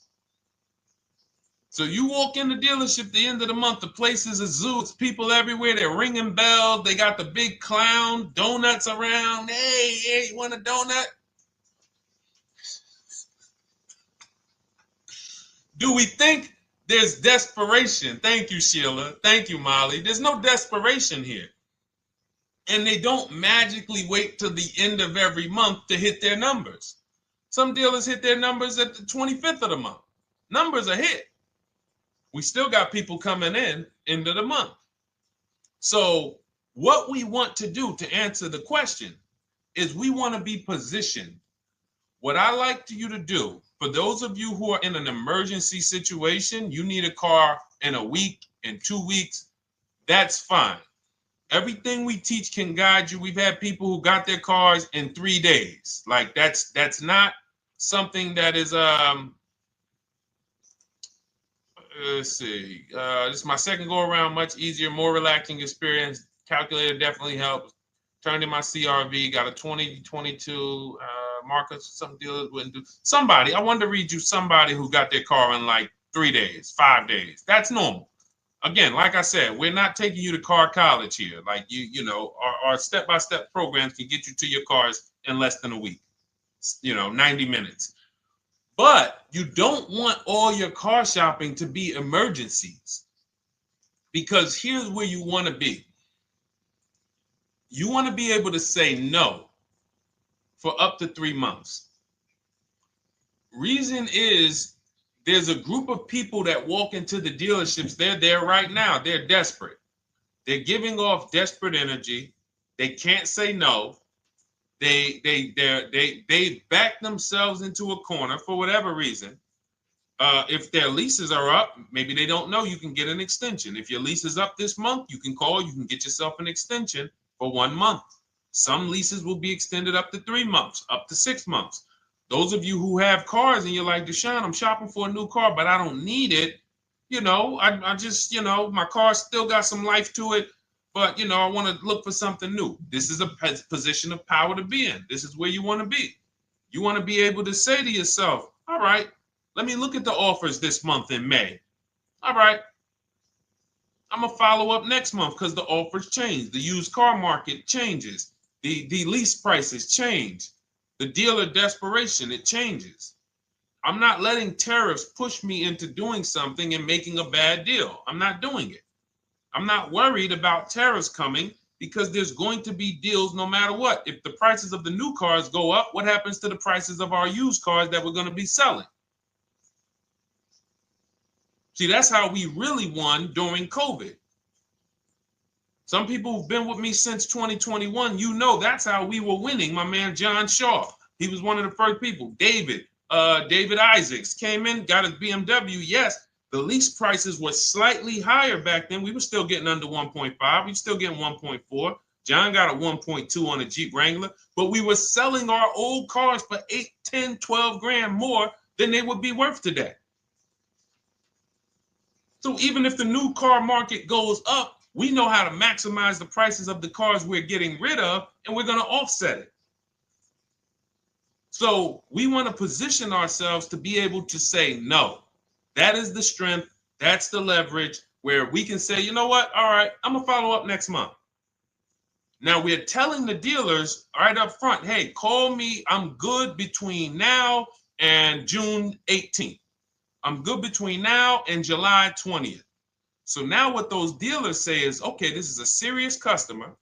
By the way, we have all this in templates. In my book, you fill out the template, you fill in, here's the day you can buy a car. This is your deadline. When we blast it out, these are things you can call dealers and you can tell them, hey, I'm good between now and anytime before the summer. Call me if you get a black one with the red seats and this package in it. If you want to call around, you want to do it that way, you could do that. But what you're letting them know is, call me when you want to make a deal. I can make a deal today. Let me see the numbers today. Great. All right. If sometimes you'll see that a car is a little bit out of the range we want it to be in, you might say, man, I'm looking for it to be around, 505. This thing's coming in about 550. Okay, maybe I'll check next month, see if the program gets better. You might say, all right, dealers are saying to some of you shopping for cars that maybe every dealer is not going to have it. When you reach out to the dealers, only 5, 6 dealers have it. But they say, hey, I got something coming in May. I got something coming end of May, June. Is that good for you? See, they're desperate customers. They can't say yes to that because they back themselves into a corner. But you guys now operating with a 90-day shopping cycle. If a deal comes today, I'm jumping on it. But if you got something coming next month, I'm jumping on that. Call me when you're desperate. Call me when y'all have that meeting. Hey guys, we're way behind. Listen, we need a deal. I'll take any deal right now. Hey, is that person that Sheila McCauley, you know, that last month, her number, we couldn't make that deal last month. Did she get a call yet? Hey, Sheila, did you get a call yet? No, I'm still waiting. Okay, great. We can get to your number now. Perfect. Thank you. Positioned. So we want you to be positioned when you use what we teach, whether it's the Cars from Home digital book, whether it's the Shop with Deshone. For those of you who are like, Deshone, let's do this together. I want the checklist videos. I want coaching. I want to be able to pop into the Facebook group, ask around. We can't give you that for $24. No author can give you the support. I got tons of books. Dare to Be a Man, In His Steps, Tony Robbins' book. None of these authors can give me support for the price I paid for their book. That just can't happen. But some of you are like, you know what? This is a big investment. I want to make sure I have a access to, you know, systems for life.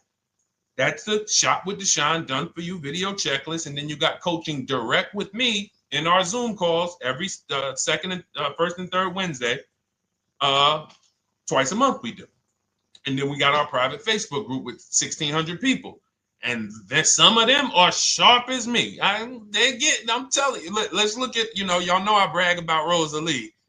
If you like Rosalie, if girl got 4 cars in within a year, you know. Her first car was the Infinity. She got her Infinity truck. And I was sharing her a lot last year when she got her Infinity QX60, but she recently shared that she got 3 vehicles. And hold on, where is she at? I just had her up. So this is the people that's in the group. Like, look, 3 vehicles. Big shout out to Deshone the Auto Advisor for making these incredible deals happen. 3 new leases for my sons with only first month's payment down. She got a Nissan Rogue, almost $37,000 vehicle, $399 a month, no money down. Mazda CX-30 Sport, $28,000 vehicle, $28,300, $339 a month. That's a 1.2% lease. And she got a Mazda CX-50 Premium Plus, $40,400 vehicle, $420 a month. 2 1% leases and a 1.2% lease. And the cherry on top, she says, I sold 2 leases. Some of you don't even know you could sell a lease. She said, I sold 2 leases. She had equity. Now, not every lease has equity. But if 8 out of 10 leases don't have equity, then 2 out of 10 do. So if you've just been dropping your leases off at the dealership, hey, here's my old lease. Let me get the new one. Hey, here's my old lease. And you have not assessed the equity. Could there be equity in it? Imagine how much money you've left on the table. Imagine how much, wow, I didn't even know you could sell leases. She sold 2 leases, 2 2021 Elantras, walked away with $6,737 in equity. Deshone, I could not have done this without you. Your program is a game changer. So this is what we want. We want empowered car shoppers. We want people who are not intimidated. I don't care what this market does, whether I need a new car, used car, whether I got bad credit, whether I'm a high mileage driver, it does not matter. We have strategies to make sure you are going to win in this market or any market. Does not matter. Okay? So, for those of you who don't know, the whole show was sponsored by my new digital book. It's called Cars from Home, 7 Steps to Saving Time, Money, and Avoiding Dealerships. It's 5-star rated. Thank you to everyone who's rated it, reviewed it. It has everything we teach in a step-by-step format. It's normally $97, but as part of our welcome offer, you can get yours for $24 in my TikTok bio, in my Instagram bio. Click that website. It's the carsfromhometoolkit.com. Or we have a link for you guys in the YouTube comments, in the Facebook comments, and you just click the $24 welcome offer, good for 30 minutes. And for those of you who have different learning styles, or if you just want some free advice, we have some links in there for you as well. Whether you are a do-it-yourself type, whether you are do-it-with-me type Deshone, or whether Deshone, I think I qualify for that done-for-you shopping, where I can relax at home and you guys go do that work. Or like I said, you want the free advice, just start with our cheat sheets and you can go from there. Whatever is right for you, you get it done. We just want to move you from anxiety, from, oh, I don't know what to say, from watching people online who call dealers and negotiate. Hey, take off $5,000 so I can have a viral video. And now you're talking to an 80% dealer. So the 80% dealer has the $5,000 to take off. So you look like, hey, yeah, see, I just got them to take off $5,000. We don't negotiate with dealers with fake fees. Like there's a saying, we don't negotiate with terrorists. Cars from home, we don't negotiate with dealers with fake fees. None of that stuff matters. Because what you want us to think is, look, see, I took off all of this money. Don't you want to buy the car now? But you took off the fake money.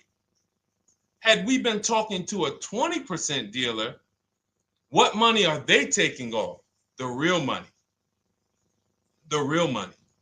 So if we have two dealers, well, let's say 8, because y'all know I use the 80%. So the 80% are over here. The 20% are this small group over here that we got to find. Now, the 80% are starting so high that when they take off all the money, it's fake money. We marked up our cars. We got platinum kits on them. We got the Hertz service plans on them, and the Simonized kit and the low, all of that stuff. Okay, so yeah, we done took off 5,000 for you, but 4,000 of it was fake. Meanwhile, this 20%, they don't have the fake. So when they take off 4,000, it's real 4,000. And we over here talking to these people. Hey, take off all that fake money. See, guys, you can do this too. So listen, we bidding is the way to go. You cannot negotiate your way to a below market deal, but you can get bids and it will make your life easier. You'll start to enjoy your car shopping. You'll start to feel like you're empowered. You're the prize. Someone won your business. They won your loan. They won the opportunity to buy your car. You are the prize. So that's what it's about. So we are here Monday through Thursday, 12 noon. Make sure you meet us live or tell your friends and family who are shopping, hey, hop on this show. We're live on TikTok, Instagram, Facebook, and YouTube. But we will broadcast the show for the rest of the day. So those who want to catch up on some things that you may have missed, or if you just jumped on and you're like, whoa, man, I missed a lot. We'll rebroadcast this show for the rest of the day. But tomorrow we'll be back, which will be Tuesday, May 6th, 12 noon. Meet us here live. Thank you so much. Welcome to the new followers. Thank you to everyone who gave me gifts. Thank you to everyone who bought a book. Thank you for those of you who are in Shop with Deshone. I look forward to your success stories. Always a pleasure.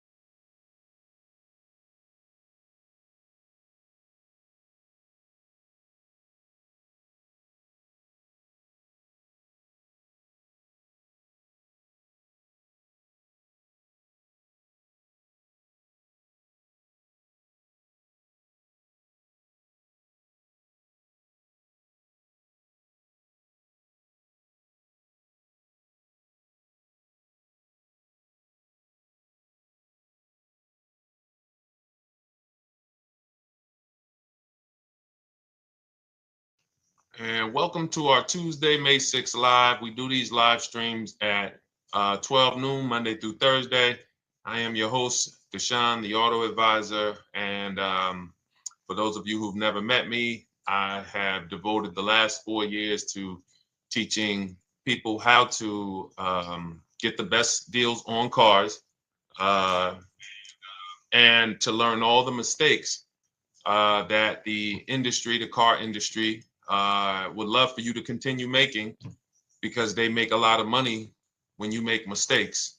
And so what we do here is we really just do questions and answers. I will teach on various topics that I feel are widely misunderstood, like the subject of leasing.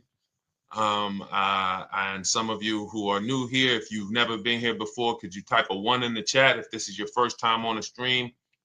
We do these streams about 60 to 90 minutes. And if you're going to get the most out of them, we just ask that you lock in, that you focus, because we will be talking about $1,000 mistakes. Nothing here that we'll be talking about over the next 60 to 90 minutes is hundreds of dollars.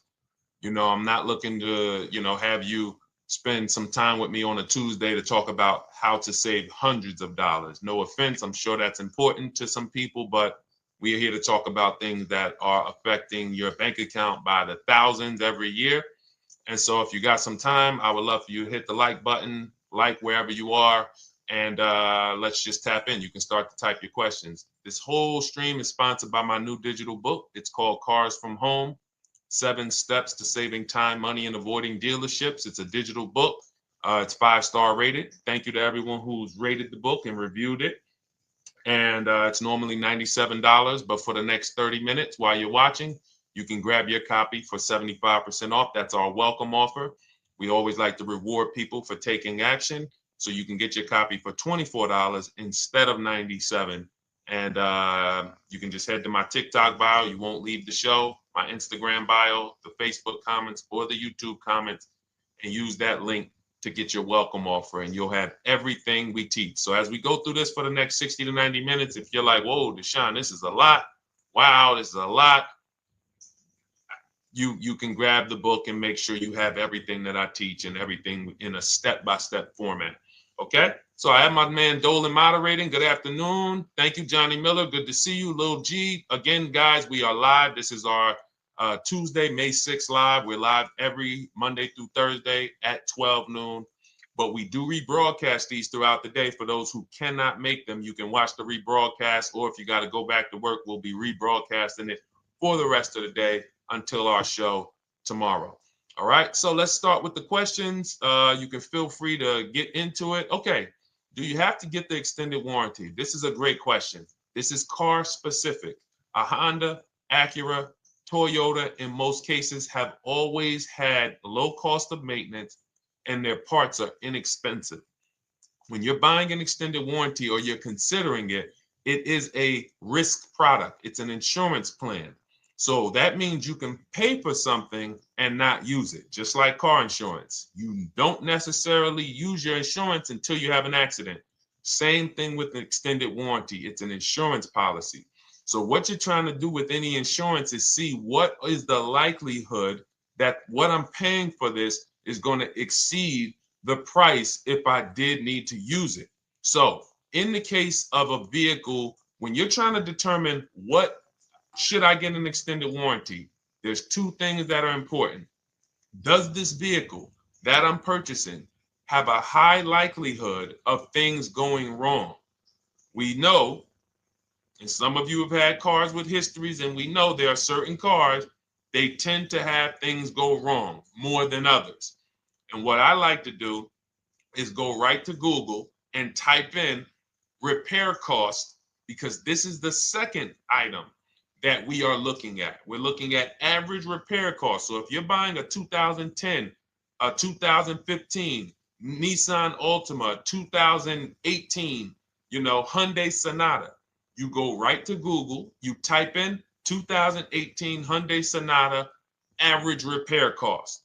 Now, if you see that those typically go on the lower side, then that can take a lower set of risk where you might say, all right, likelihood of these things going wrong on this car is slim. But if you see that the repair cost is on the mid to higher side, that's shifting more risk to if something goes wrong, the cost for you to pay for it out of pocket will probably exceed the warranty. So like when I work for Mercedes-Benz, who's new here? Type a 1 in the chat if this is your first time on a stream with us.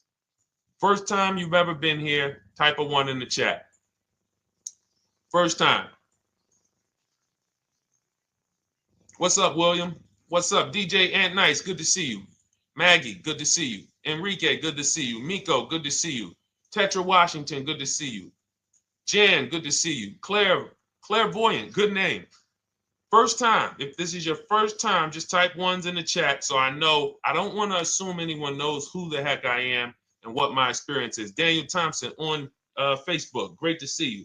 So I worked for Mercedes-Benz for 5 years, General Motors for 5 years, and I ran my own brokerage, my new car brokerage, called Cars from Home. I started it in 2016. Now, when I worked for Mercedes, when people were purchasing a Mercedes, what I would tell them is buy as much warranty as you can afford. Buy as much warranty as you can afford, because I knew that when something breaks on a Mercedes, nothing's under $1,000, and typically it's $2,000-$3,000. So a $4,000 warranty on a Mercedes Benz is usually worth every dime. But at the same time, we have cars that, again, less likely for things to go wrong. And then when things go wrong, if they go wrong, they can typically be repaired inexpensively. Good to see you, Arms Reach. Welcome on Instagram. Shout out to the people checking in live. Great to see you all.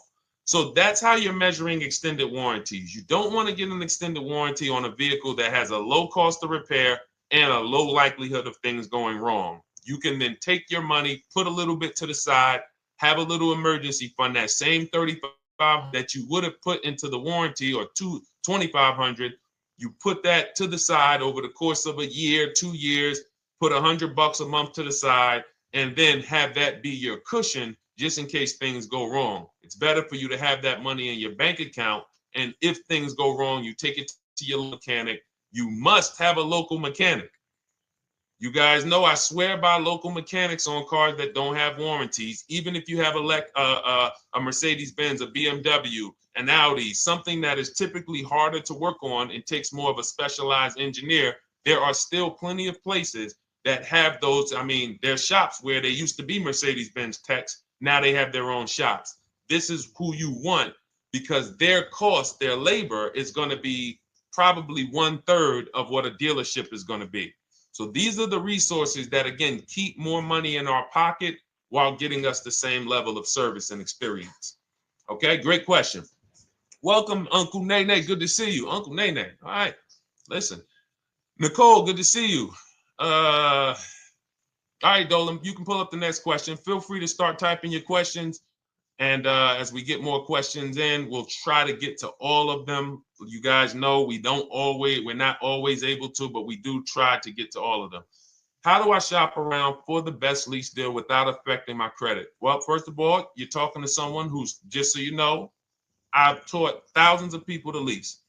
I've gotten 7 leases. Now, when we look at what we are doing with a lease, first, we have to consider how we want the information presented to us. We are not letting dealers tell us how they're going to quote us. We are telling the dealers how to quote us.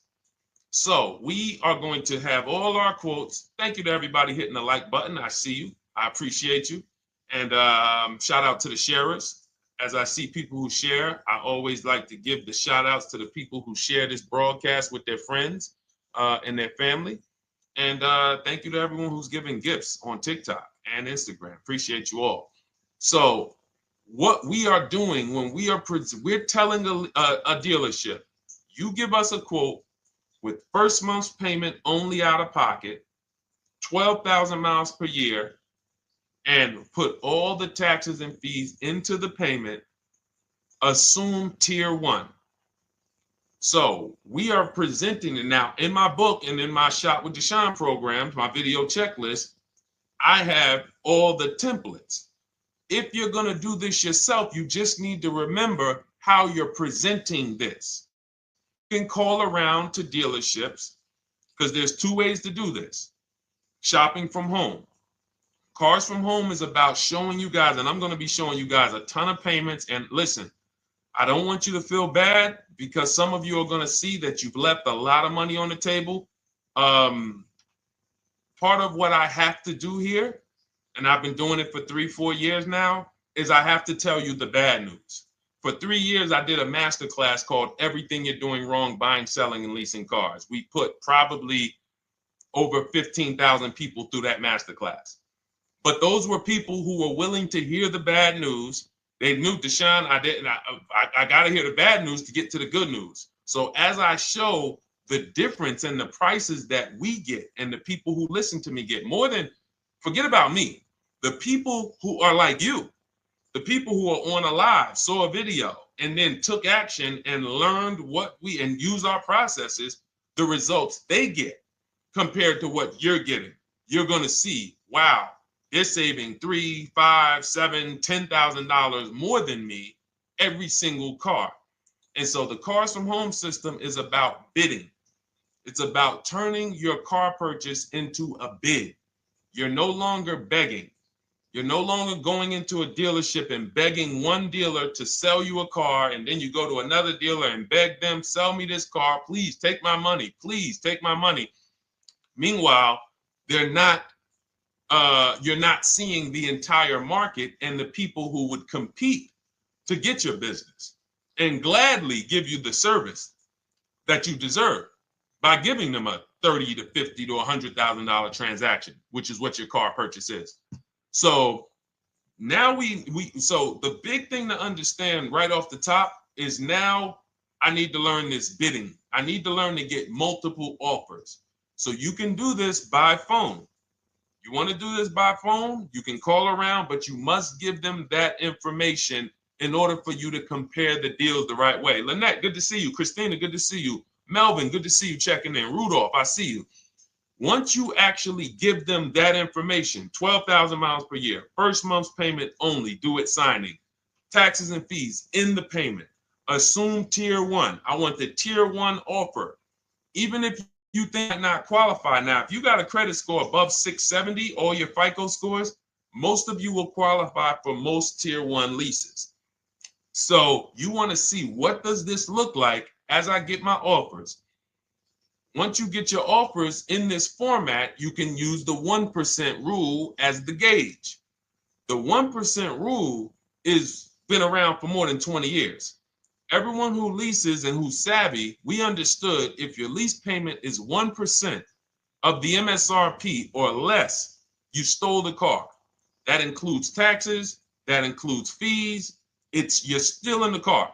So example, we're looking at a $30,000 car, Hyundai Sonata or a Hyundai Elantra, $30,000 car. When we shop all our offers, if that lease payment is $300 per month, with only $300 due at signing. In other words, I show up, here's $300. Good to see you, GDTV. Thank you for checking in on YouTube.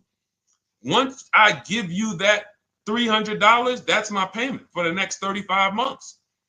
So that's a very, very low percentage of the car you're paying. It's a 1% rule. Now, in order to get a 1% lease, you need a great lease program, which means the bank has to be supporting the car, rebates, incentives, and then you need the biggest discount, the dealer who's going to give you the biggest discount. Now, one of those we can control. One of them we can't. Which one can't we control?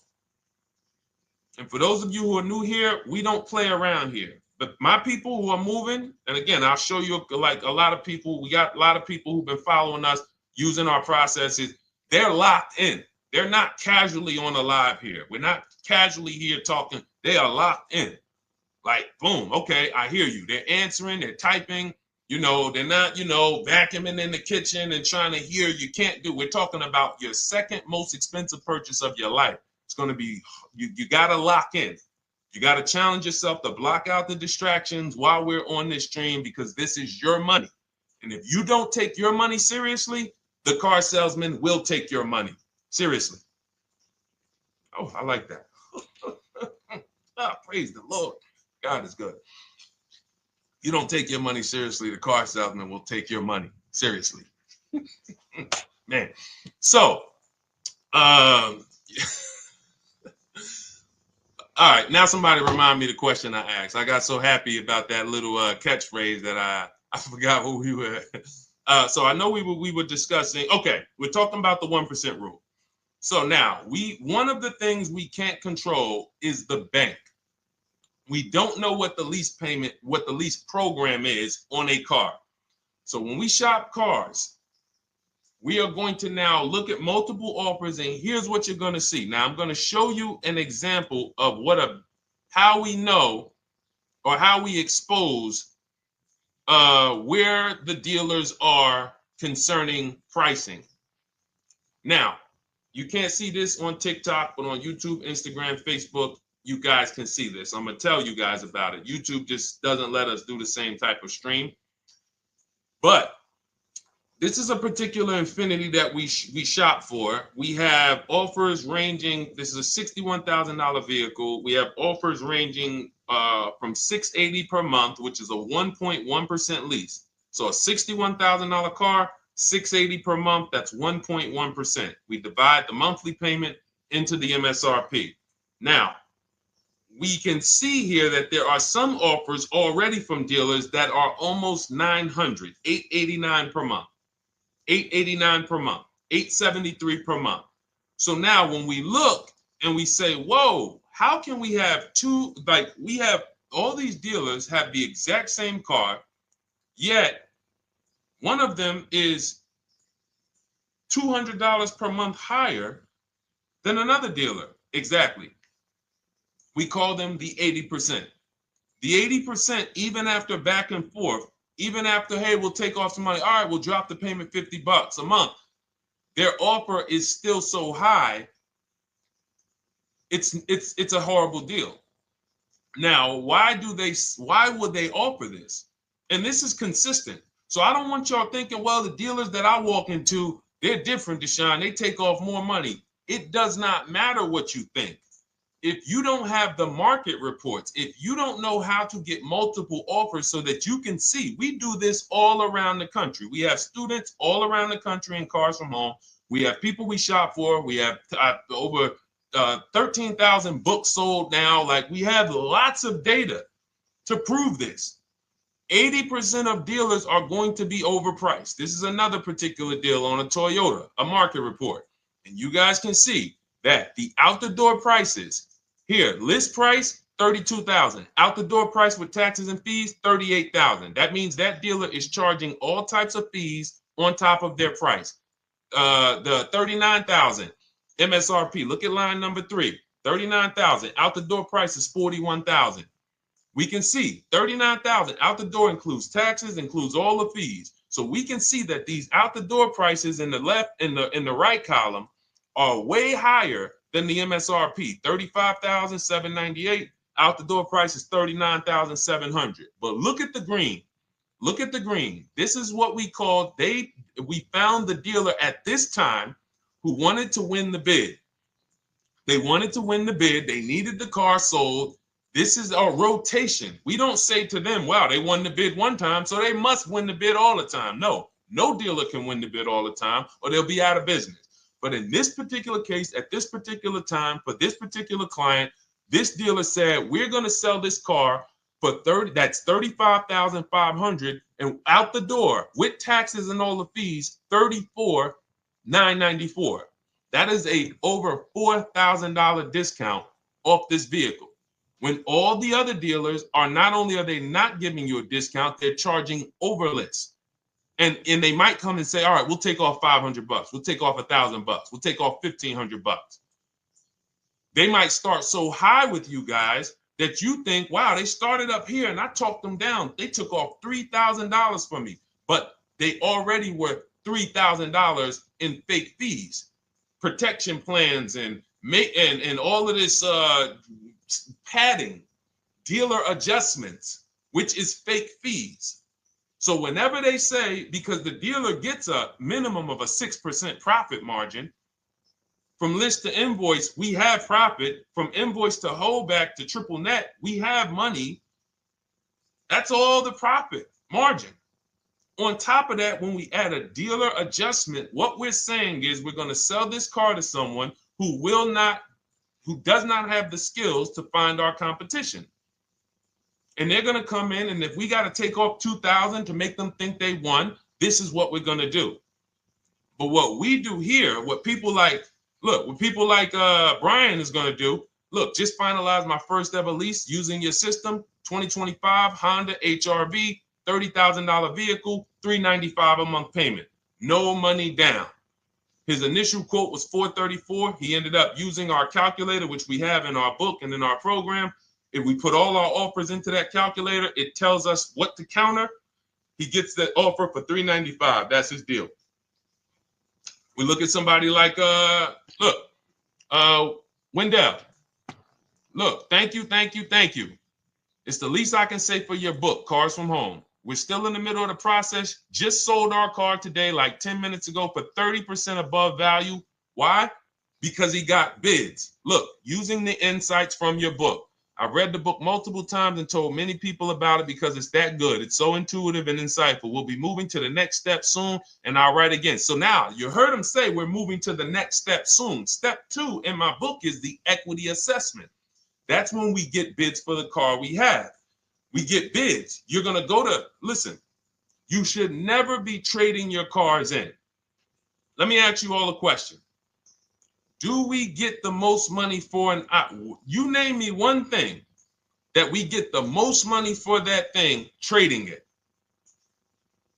Name me one thing. If I had this iPhone, do I get more money trading that iPhone in for another phone, or do I get more money listing it online and selling it to whoever will pay the most? Trading or selling? Let's go. Who's locked in? Tax advantages are very small. I understand you, Ronald, but the tax advantages, we have people that are selling their cars to cash buyers for $3 to $5 grand more than what they can get on trade. A tax value, a tax advantage for the difference is not, it's minimal. Exactly. Thank you, King Carter. You listed. So the money is in the bids and the competition. So going back to this person who asked the question, how do I get the best deal on a lease? It's going to be through multiple offers. That's my 2 favorite words. I would wear them on a shirt if I didn't wear unlearn, relearn. Because more than multiple offers, I need you to unlearn. Because the people who come with bad information from years, Deshone, this is not how my uncle taught me to buy cars. Deshone, this is not how I ever heard about getting cars. I was always taught just go in and just don't tell them about your trade and then ask to see the invoice and all of this stuff. That's what I was taught. Yeah, but you're not going to get the prices we're getting until you unlearn all of that bad information.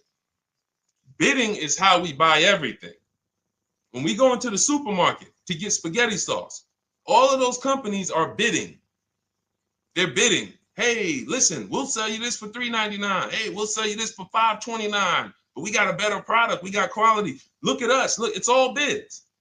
Everyone who wants to sell us something is competing, except car dealers. Y'all notice that? So the mindset that y'all got to have if y'all want to really win and save all of this money and get these huge discounts is I'm going to start purchasing and leasing cars like I buy other things. It's going to be a competition. And I promise you, your whole life is going to change. Your entire car buying experience will change forever. You will be sitting here just like my man Ken, graduated, $585 a month payment, no money down on his Nissan Murano Platinum, $50,000 vehicle. He's paying $585, no money down. $50,000 vehicle. How much would a $50,000 vehicle cost us on a loan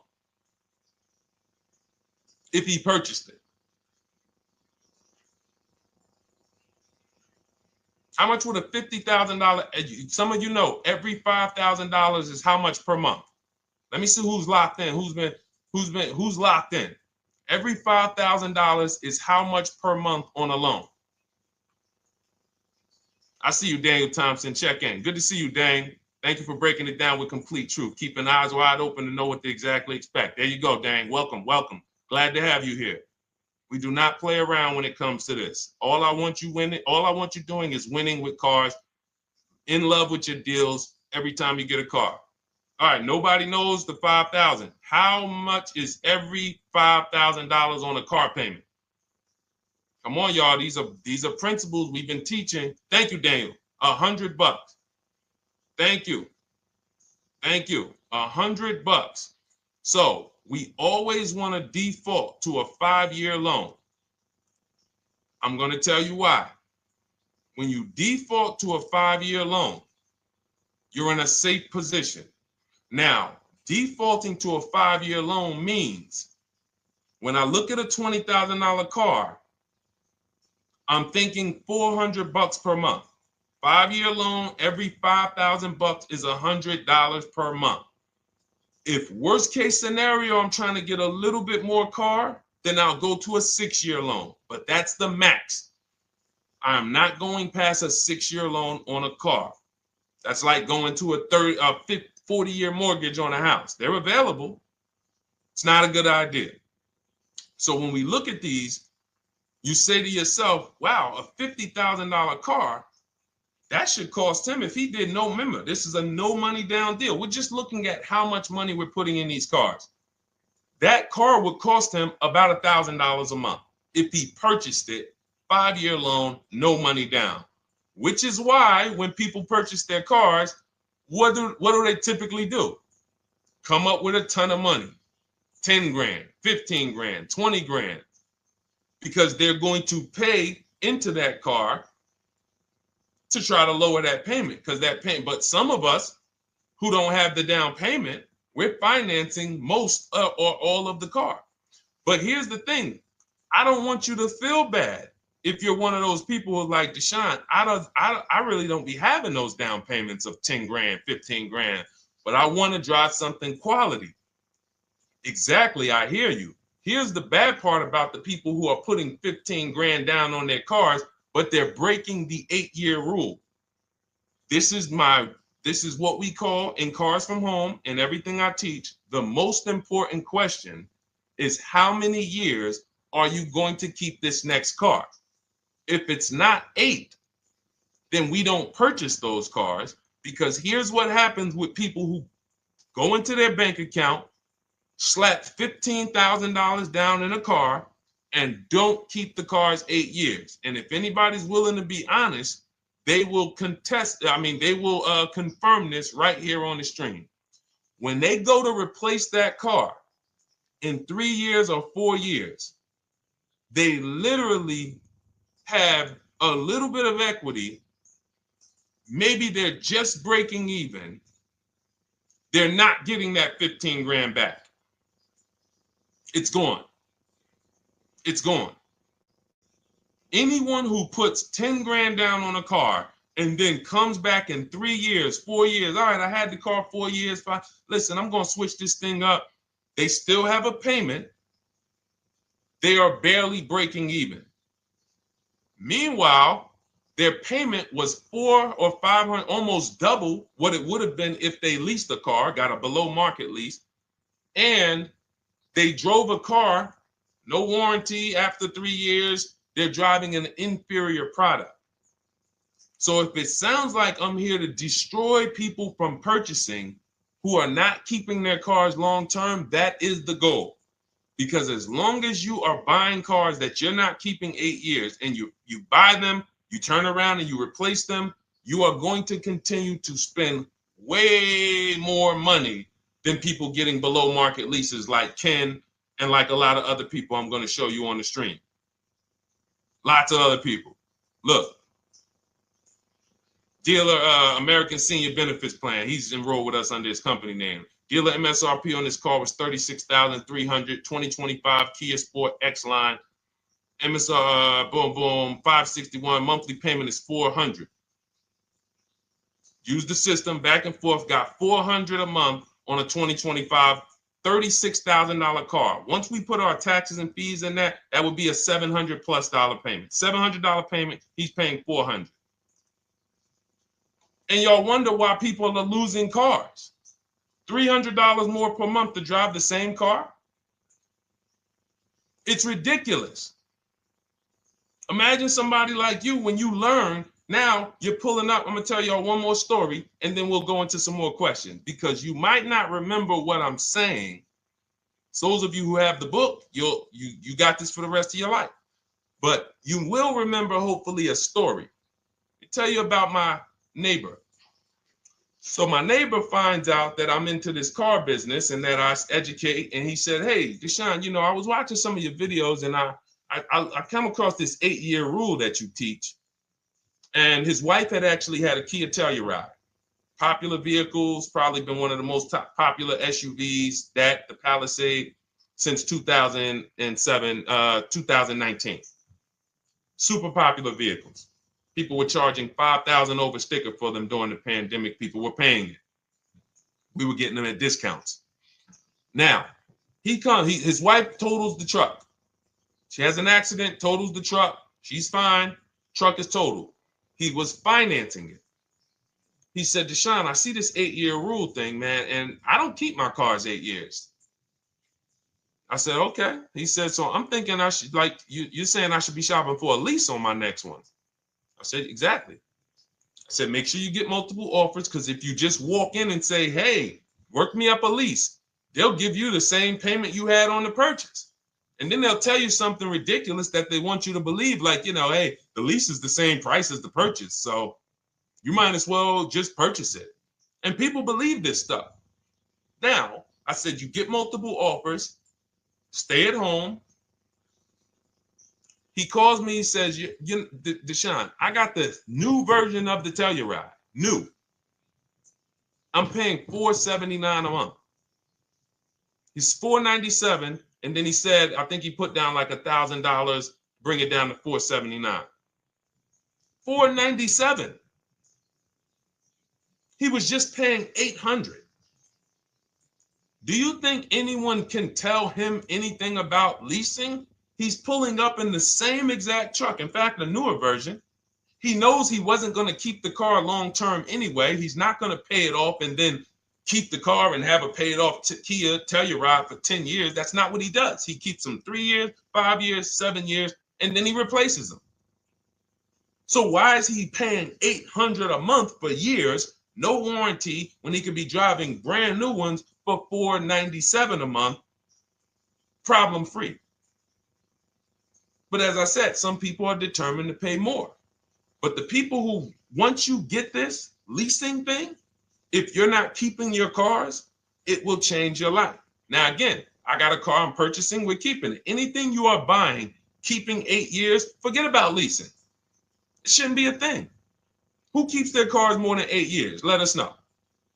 You're an 8+ year person, let us know. In fact, I don't even want to ask, who has a car right now that they've had more than 8 years? And then we'll answer. I want to get Kathy's question too. And then let's get some purchase questions. Let's get some used car questions. Let's get some bank financing questions. We do it all here. But one of the most misunderstood subjects is this leasing thing, and it is costing you guys thousands of dollars every year. And you're driving old cars with no warranties, paying high payments on them because somebody told you you should be purchasing cars.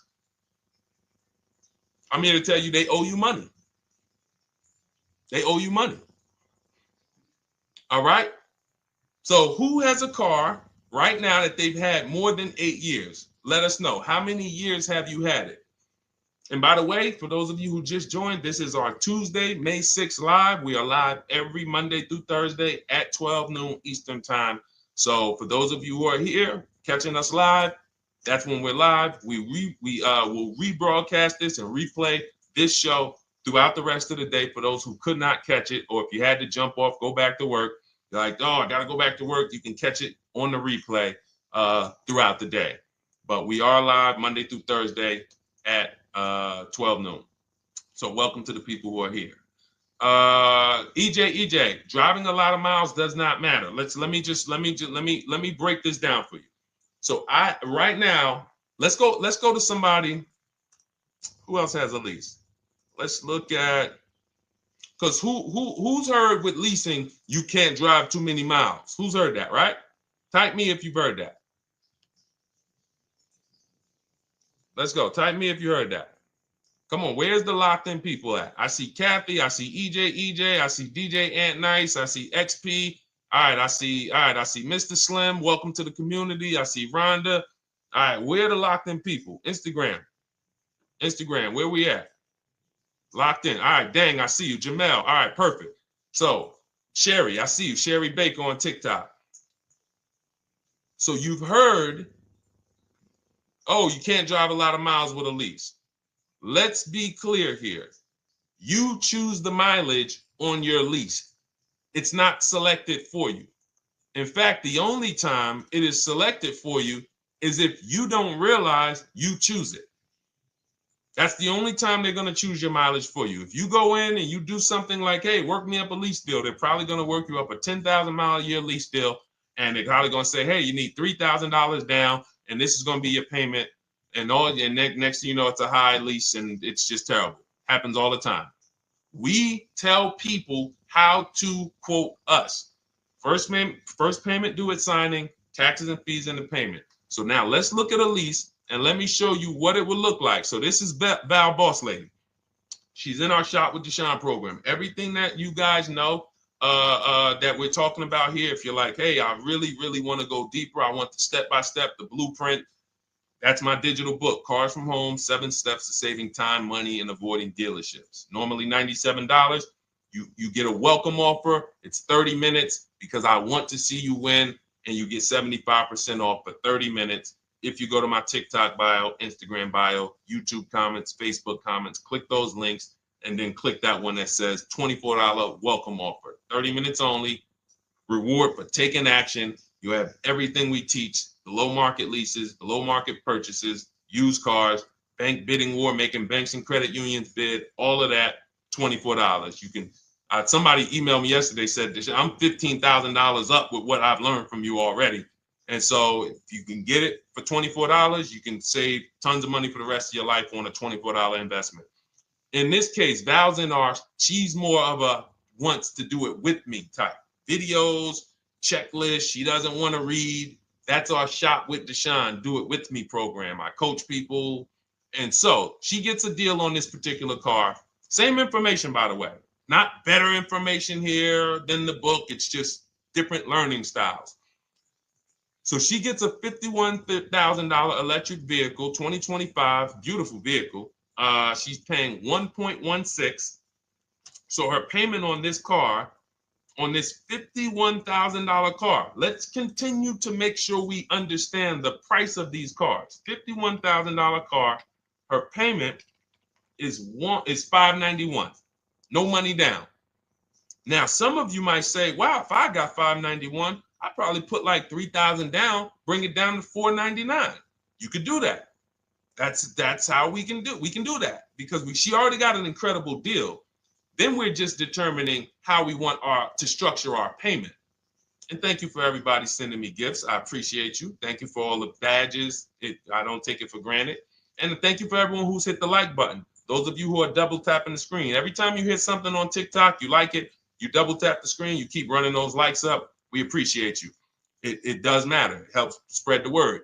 So let's say Val she's a high mileage driver like EJ. Let's say, EJ, how many miles per year do you drive? 20,000, 25,000? Let us know. I'm gonna show you why. In my book, I have 2 strategies for high mileage drivers. I'll tell it to you guys right now. How many miles a year do you drive, EJ? 25,000, 20,000? Those are both high. Let us know. Or if anybody, else, because, anybody else who's a high mileage driver, let us know. How many miles? 26. All right. Thank you, EJ. So let's just round that to 25 for now. Let's just round that to 25. So let's say instead of her $591 payment for a $51,000 car, now you could shop for a $30,000 car and you can have a 1% payment. If it was, a similar deal, you'd be paying $300 a month. In her case, she has a $51,000 car. She probably wanted a nice SUV that looks beautiful, that some other people are paying $1,000 a month for. She's paying $591. But if she wanted to bump it up to 15,000 miles a year, she'd be paying another $30 more per month. She'd be paying $620. Now, if she wanted to bump it up to 20,000 miles per year, she'd be paying probably another $80, $90 per month. So she'd probably be paying $700 to drive 20,000 miles per year. Now, let me tell you guys, because some of you guys who are like, yo, man, those payments are high. We're talking about $50,000 cars here. So if you were shopping for a $30,000 car or $35,000 car, naturally, if we took the same exact numbers, let's take a $35,000 car, 1.16 lease. That's a 406 payment, probably $399. So now, in order to go, and let's say you're a high mileage driver, just like EJ, you want to add another 15,000 miles to your lease. You're probably going from 400 to 550 or 575. But you have all the mileage you need. And here's the beautiful thing about that. If I'm paying $175 more per month, but I get all the mileage I want, and when I drop this thing off, I get a new one, I don't have to worry about negative equity, and I put no money down. That is way better than what most people are doing out here, what everyone's doing. Because I'm gonna tell you what most high mileage drivers do who don't put money down. They will go in, buy a car, take a super long loan, 6 years, 7 years, just so they could afford the payment. Now, here's what happens. They drive the car, they put 25,000 miles a year on it. They come back in 3 years or 4 years, and they say, wow, I got 100,000 miles on this thing already. Let me go and swap out the car. What situation are they in at that point, guys? You put 100, you got a 6-year loan, average loan. You drove 25,000 miles per year. You put 100,000 miles on the car in 4 years. You come back, you still have 2 years of payments left. 15 grand negative equity. I used to see it all the time. Thank you, I am rich. Locked in on Instagram. I see you. Locked in. See it all the time. Every car salesman who has dealt with a normal 25,000 mile high mileage driver that does not keep their cars sees it all the time. They come in, yo, man, what you do for a living? Man, yeah, I do DoorDash, I do Uber. Oh man, I work in sales. You know, I'm on the road a lot. You know, I'm here. You know, all right, I want to replace this thing. I got like 110,000 on it. Okay, you still got a loan on it? Yeah. All right, we already know you got negative equity. Then we appraise the car. All right, the car's worth like 7,000. How much you owe? Man, you owe 19,000. All right, well, what can I do? Can you get me into something? Roll that loss all the way over. On top of that, you finance the car, so your payment is high.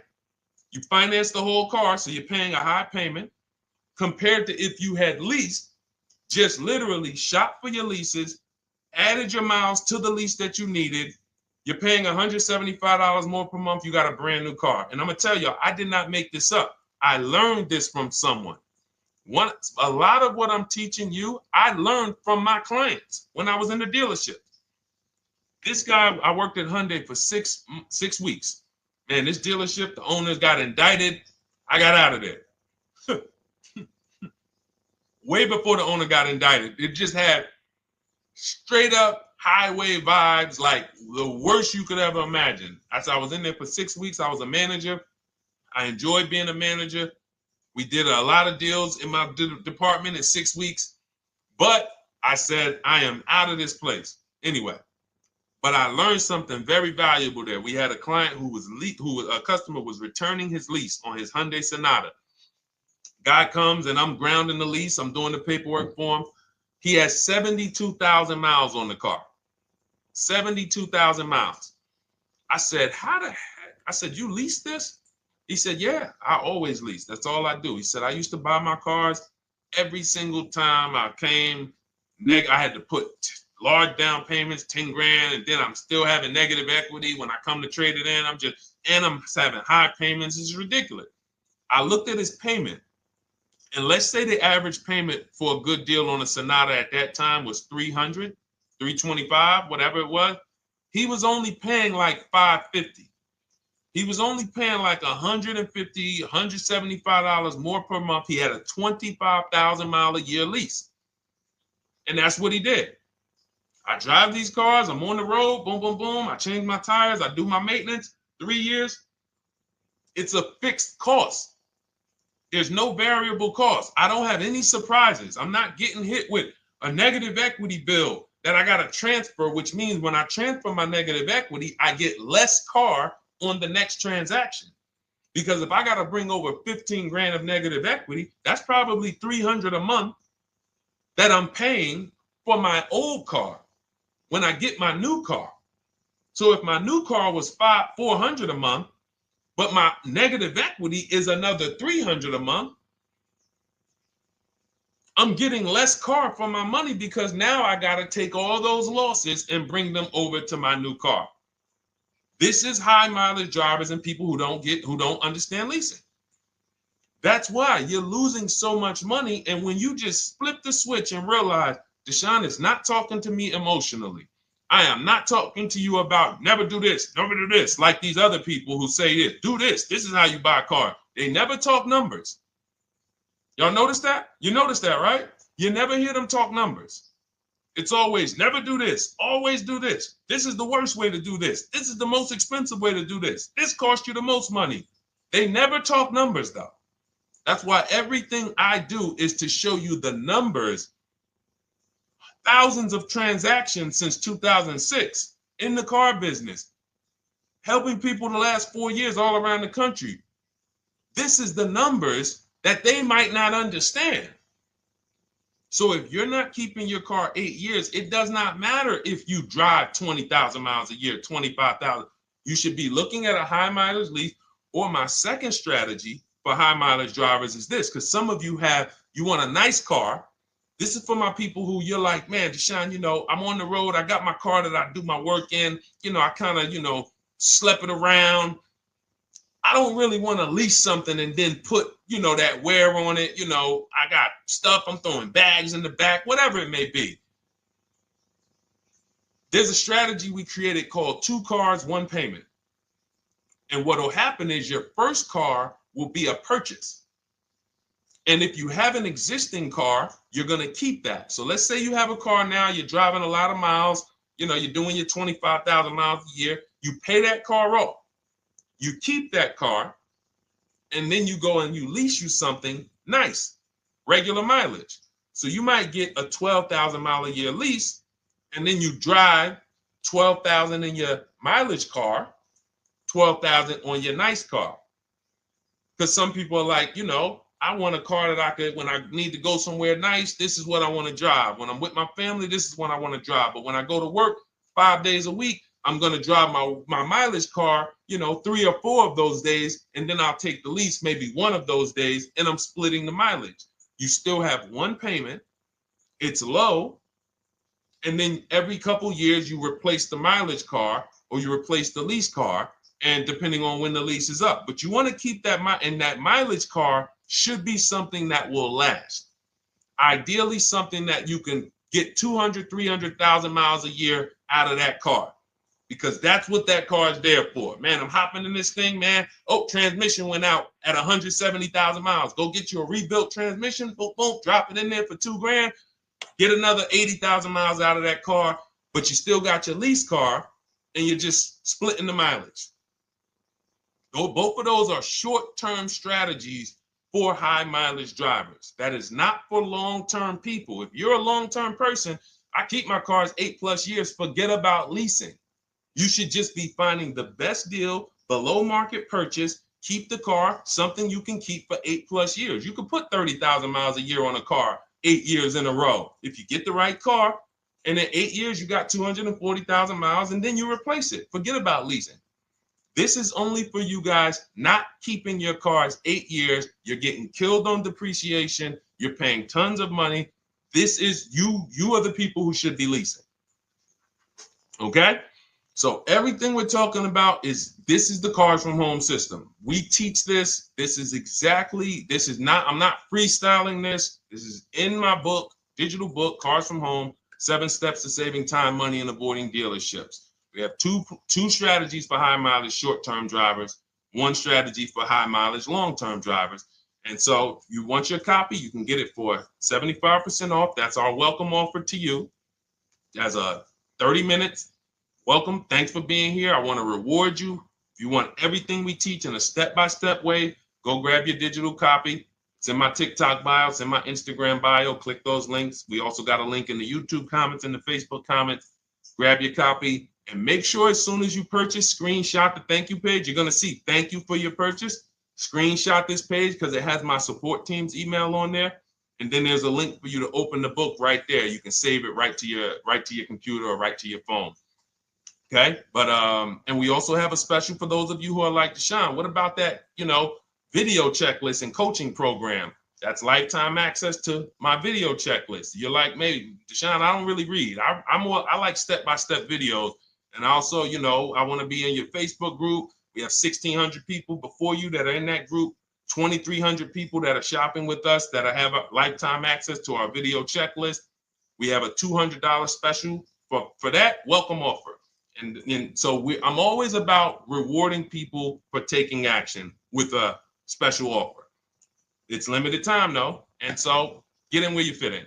All right, let's keep it going. Thank you, Corey. Said amazing knowledge. Thank you. And I'm glad I saw somebody said that's a great idea with the 2 cars. Thank you. It's a great idea. All right. You've convinced me to lease my next vehicle. Awesome. Awesome. Does your service shop for lease terms on the car? Absolutely. If you qualify for done for you, that means you just want to relax. That means we only shop for new cars and leases for people, new purchases and leases. And you have to have a FICO score over 670. But yes, here is a market report that we prepared for a client. Let me put on do not disturb. Here's a market report we prepared for a client. Okay, so I showed you that that's an Infinity. We didn't even finish that. We had just started for this client. But this is, do I have one here? No. Do I have a lease market report here? Yeah, right here. So that's an example of what a Kia, this is a particular Kia lease where their best offer was a 1.27 offer. Now, here's how you know you found the bottom of the market. And again, whether you're using the book or whether you're calling around, again, you can call around to do this. The key is not going into dealerships. You cannot do this going in. Once you get your offers, you know you found the bottom when your best offer is between $150 to $200 less per month than your worst offer.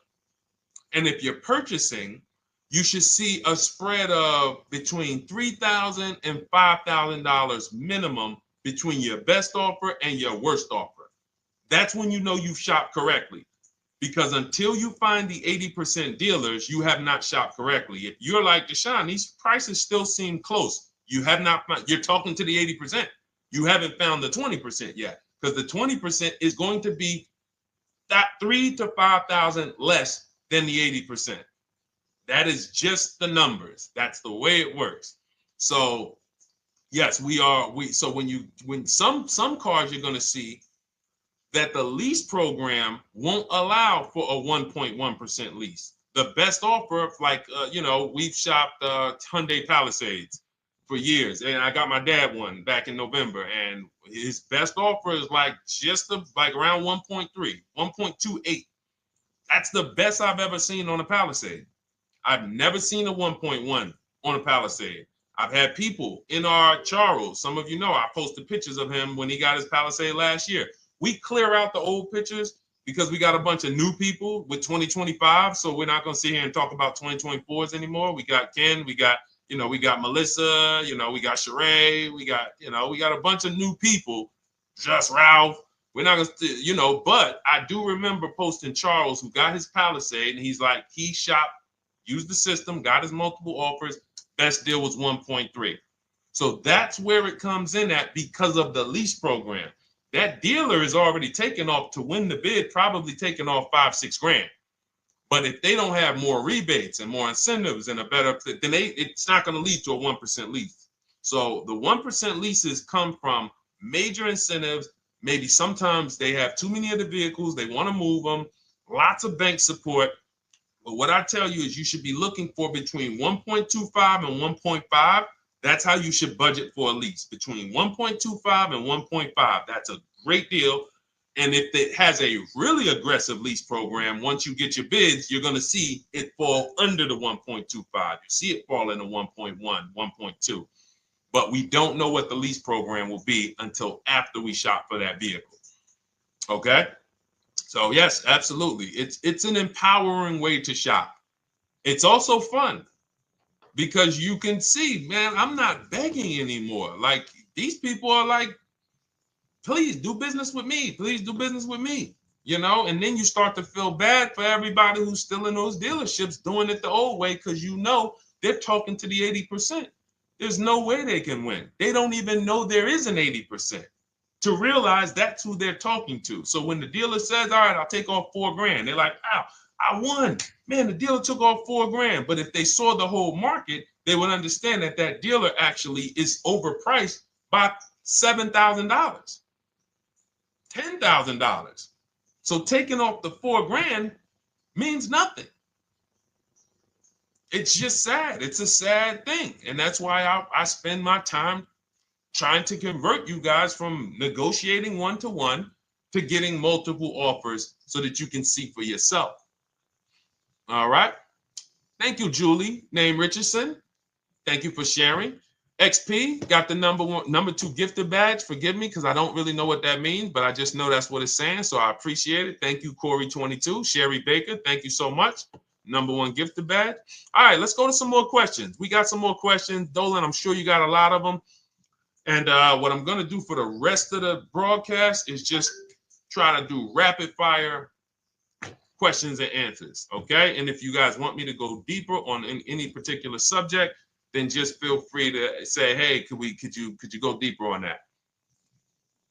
How do you get a car loan with bad credit? Well, we have a resource. It's not our company. We have nothing to do with them.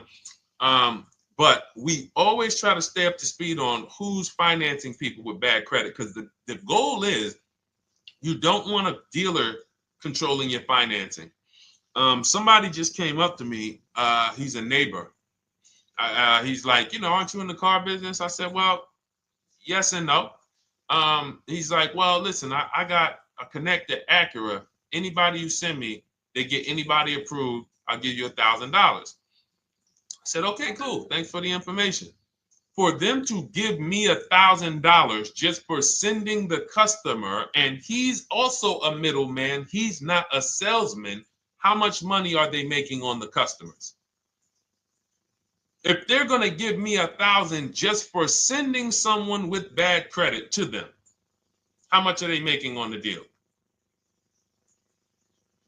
Arms Reach, congratulations. Just got my book. You use it when, please send me your email testimonial.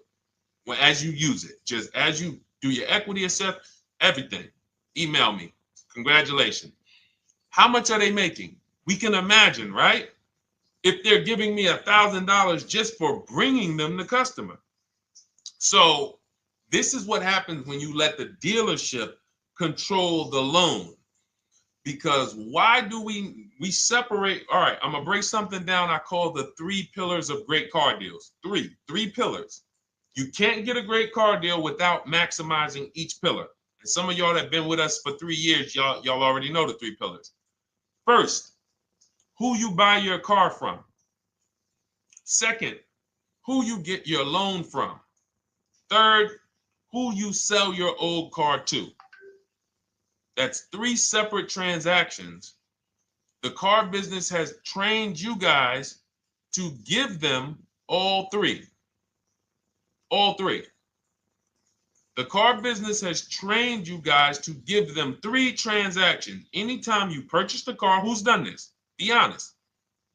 Purchased the car from a dealership, sold them your old car, in which case you call it a trade, and they got you your loan. Who's done this? 3 transactions in one. Why do we know these are 3 transactions? One, there's competition. People want to buy your car. It's okay, Corey. That's that. Thank you for being honest. That's how we change. The reason why we know that these are 3 transactions because there's people who want to compete in every one of them. There are people who want to buy your car. That's why step 2 in our book, we never trade. We get offers from CarMax, Driveway, Carvana, AutoNation, Car Gurus, Kelly's Blue Book Instant Cash Offer. It's a bid. We just had someone sell their lease. Miss Hickman, she sold her lease, made $4,700 selling her lease. CarMax won the bid. Drove the car for 3 years, had equity. She dropped her lease off. They gave her $4,700. Won the bid. That's one pillar. Second, who I'm going to get my loan from if I'm getting a loan. Those of you who are paying cash or leasing, this is not a pillar. But we need to bid out our loan. We had a great talk yesterday on our show yesterday where I asked, who do you guys get your loans from? Most people said the bank, the credit union, the dealership. One person said the right answer, whoever gives me the best APR. That's the right answer. And then we have who we buy our car from. There's banks and credit unions that want to compete for our loan. There's multiple dealers who want to compete to sell us a car. So we can't get a great deal until we have bid out each pillar. And that's why when we have bad credit, if we let the dealer now control, this dealer has a car. We didn't bid out that car to find out, is it a great price? Now they're also giving me the loan and they're charging me 25%. We didn't bid that out to see, is that the best loan I could get, even with my bad credit? Is that the best loan I can get? So the key, what you want to do first if you have bad credit is I'm online looking for anyone who will finance me with bad credit separate from the dealer. I'm not going to Carvana.com and saying, hey, you can get a car with us you can get a loan with us as long as you buy a car from us. You're mixing the transactions. You're taking away my ability to get bids. I'm finding someone you should check out. There's a resource. Oh my goodness, what's the name of the company? It's in my book, but I want to give it to you. Goodness, it's slipping my mind right now. Send me an email or DM, because here's the thing. If you use just that part and get the loan funded, but you don't know how to bid out everything else and structure your transactions, and are you keeping the car 8 years? Because if you're not keeping the car 8 years and you're like, Deshone, I hear you talking about leasing. I'm not keeping my car 8 years, but my credit's not good. The only purpose, if you telling me that I could be driving brand new cars for cents on the dollar, but I don't qualify right now, this car that I'm going to get is to set me up. So I'm not going to get a $30,000 car. I'm going to get me a $12,000 car, $10,000 car, the cheapest car I can get a loan on, so I can establish a payment history. And once I establish a 2-year payment history, yeah, I'm going to drive a car less than what I could drive. I got the money. I could afford more than this. But you're not setting yourself up for the right transaction. You should be setting yourself up and saying, all right, I'm going to sacrifice with this car, drive something that I know this is not my ideal car, but I'm going to build 2 years of payment history. So when I go and I swap into my lease in 2 years, I'm out with a brand new car. I'm paying cents on the dollar and I won. But it was a plan. It was a long-term plan. This is the second most expensive purchase of your life. You can win every single time, or you can lose and set yourself and your family back 5 to 10 grand each car or more. Every time you get a car, it's 5 to 10 grand more you're coming out of your family's bank account than what could have. Then you got the car breaking down. Now you got tow trucks, all because you don't have an actual plan you're rolling out. And that's what I see a lot of people do with bad credit. Oh man, I got bad credit. I'm just going to go and get me something. I could afford $600 a month. And they go and buy the most expensive car. But because 25% interest is on the loan, they're not getting the most car for their money. Now, 3 years down the road, they're going to pay the high payment, still have negative equity because the interest is so high. And then they go and swap and do it again. And because the payment's so high and the car is older, because they want something fancy, but they really can't get that because, again, the interest is high. That's eating into their budget. Now, they're going 3 years down the road. They missed 3 payments. They were late 3 times, so they're no closer to leasing. Credit's still bad. This is disaster.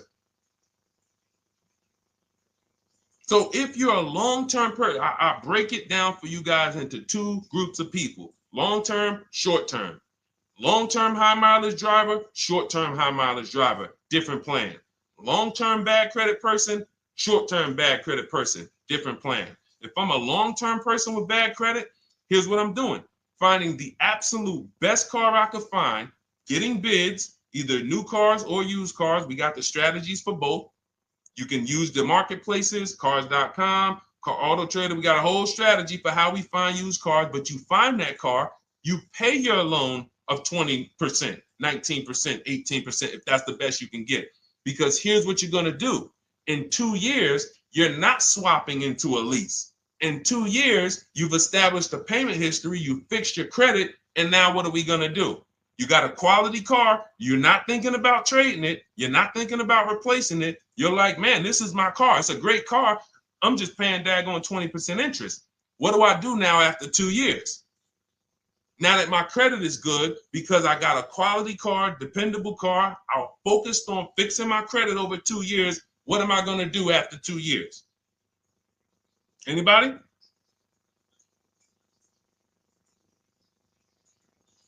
Thank you, Arms Reach. Refinancing the car. Exactly. Exactly. So that's the bad credit long-term strategy. Great car, dependable car, car's not going to break. This car is going to last me 10 years. Right now, when I bought it, 20% interest rate.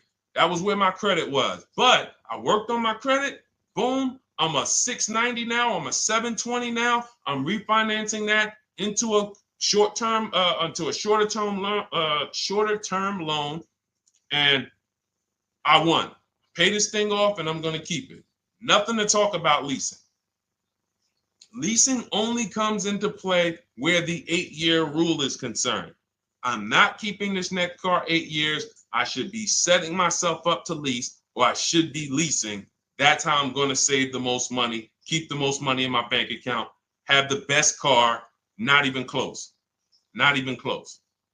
All the wins for the purchasers are after 8 years. People who are like, man, Deshone, I got a car, man. I had this thing 12 years, man. It's been paid off for 6 years. I ain't had a payment. I love it. Long-term purchaser. You won. You won. Who's in that situation? Who has a car outside that they've had for more than a decade? Paid off. You can give it to your son. You can give it to your daughter. It's an extra car. That's purchasing. That's the wins. That's what we call the reward stage of purchasing. But you got to get there. All right. All right. Let's go. A lot more questions. We got probably another 20 minutes. We'll stay on. So let's keep it moving. But again, Lynn Buzz. That's the company. Lind, LEND, BUZZ. They started, I started seeing them about 18 months, 2 years ago, and they were loaning to people with, international students, people who didn't have credit. You want to try to find a place that will fund you independent of the dealership. That is what your goal is at all times. Independent of the dealership. Here, you qualify based on your income and your credit. You qualify for $18,000. Go find a car now. That is what you want. You don't want people mixing the bank loan with the car and two pillars that they are controlling. We're controlling the price of this car. We're controlling your interest rate. We don't want that. Yep, exactly, Cindy. For those who just joined, this is our Tuesday, May 6th live. We do these lives Monday through Thursday at 12 noon, so you can tell your friends, family. We wanted to now come up with a constant and consistent time where I can meet with you guys. If you don't have, if you can't stay the whole broadcast, we will replay these throughout the day because sometimes people got to jet back to work. They're watching us on the lunch break. You can catch up on the whole rest of the show throughout the day, all the way up until tomorrow, and then over the weekend, we'll play a whole compilation of all the shows for people who really want to dig in and hear all the questions that we answered throughout the week on, Monday through Thursday. But if you want to join us live, set your calendar, set an alarm, meet us on any channel. We're on TikTok, Instagram, Facebook, and YouTube on the Deshone the Auto Advisor channels, 12 noon, Monday through Thursday. All right. Let's go. Next question, Dolan. All right. What are your thoughts on purchasing used versus new? It's a great question, Kathy. For me, it's a matter of budget and values. It's only a matter of values if you can afford both. So if you can get everything you want in a new car for your budget, everything you want, everything that you need, and you can afford it in a new car, you have the option to choose both. So it becomes a matter of values. In my book, I teach, are you a person who's like, I want to reward myself. I only get a new car every decade. I'm going to keep this thing 10 years. I want the latest and greatest. Therefore, I'm going to shop and get the best offer, get me a below market purchase. Because y'all notice I always put in a caveat of a below market purchase, below market lease. That's all we're talking about here with Cars from Home. That's all we're talking about. You need to, every purchase you make or lease you get, you want it to be a below market lease or purchase. So now, if I could afford both, is it I'm going to reward myself with a new vehicle, or do I have these other values where I actually want to knock 20 to 30 to 40% off the price to get even more for my money? So that's really up to you if you can afford both. There's no right or wrong there. It's a matter of, like I said, the values. Now, some of you once you look at your budget, I have a tool in my book and in our video checklist, the coaching program called the Perfect Budget Calculator. We invented this, so it's not on Google. You'll hear a lot of the stuff, almost nothing we teach. You're like, if you ever go to look for it, the 8-year rule. No one talks about it. We created it. This is our intellectual property that we created to teach you guys to create these boundaries, the rule of 72 and the 10th birthday, 1.5% rule for overpaying for leases. These are all things that are absolutely proprietary to Cars from Home. But one of them is this Perfect Budget Calculator. Sometimes when we're factoring budgets with most calculators, they don't include fees that we know dealers have. And I'm talking about legitimate fees, tax, documentation fee, motor vehicles. So we're putting our budgets together, but we always get caught out there. Who's had that happen? You got it all figured out. You get to the dealership, you bought the car, and they're like, well, what are you going to do with the fees? Because you got $3,000 in taxes and fees. And you're like, oh, where'd that come from? Sometimes they're lying and sometimes it's legit. But none of these calculators factor in the fees and everything like that. So we created this Perfect Budget Calculator that does. But here's the thing. Once you find out what your budget is, even if you're budgeting with a normal calculator, just add a couple thousand to account for the taxes and the fees. But you might see, I can't get everything I want in a new car for this budget. Everything I need, I can't get for this $24,000, in which case I need to go and look for a pre-owned one. So that's why I said, in reference to your question, Kathy, what are my thoughts on purchasing used versus new? It's a matter of values and budget. Budget first, because budget will determine if you can afford both and get what you want. But if you can afford both and get what you want, then it's a matter of values. Okay?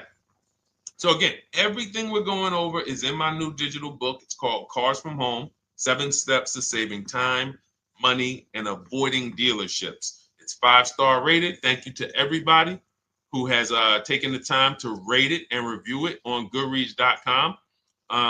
It means a lot. And we can't continue to get this information out without you guys. So we appreciate you. And you can get your copy instead of $97, you can get your copy for $24 as part of our welcome offer. So that's 75% off. If you go to my link in my TikTok bio, Instagram bio, the YouTube comments, and the Facebook comments, we have a link there for you guys. And you can grab it. It's a digital book, so you don't even have to wait. It'll be in your inbox by the time you jump off the stream. But make sure when you get it, you screenshot that thank you page, because it has my support team's email. Sometimes you may be rushing, you're trying to get back to the stream and you type your email in wrong. Also, as soon as you purchase, the link to open the book is right there. So it'll say open the book below. You can save it to your computer. But I would rather you get it for $24 than $97. Although we've sold a lot at $97 because people feel it's worth every dime. You're going to save thousands and thousands of dollars for the rest of your life using what's in the book. Your first transaction, you probably save $4,000 to $6,000 to $8,000 depending on the car. So $97 is great, but $24 is even better. All right. And for those of you who have a different learning style, you'll see in there, shop with Deshone. You're more of a do it with you person. Do it with me, Deshone. Okay. We have lifetime access to shop with Deshone, and I coach you personally for 6 months. So we jump on Zoom calls twice a month. And some of you who may qualify for done for you, just do it for me. If you qualify for that, we have a welcome special for that too of $300 off. So get in where you fit. And those of you who are new or you're like, Deshone, I like what you're talking about, but I still don't trust you. You can start with our free cheat sheets. So just start somewhere so that you can start to reinvent how you're car shopping. Magley, how are you? Oh man, of course I remember you. Following for years. You actually were following me from the time God blew me up on TikTok. That was 2021. So I absolutely remember you and I appreciate you. And yes, it's so good to see you. Absolutely. Absolutely good to see you. All right, Dolan, we got a couple more questions. We got time for a couple more. Let's try to go as fast as possible. The discount for the book is not working. It says time ran out. It's 30 minutes. I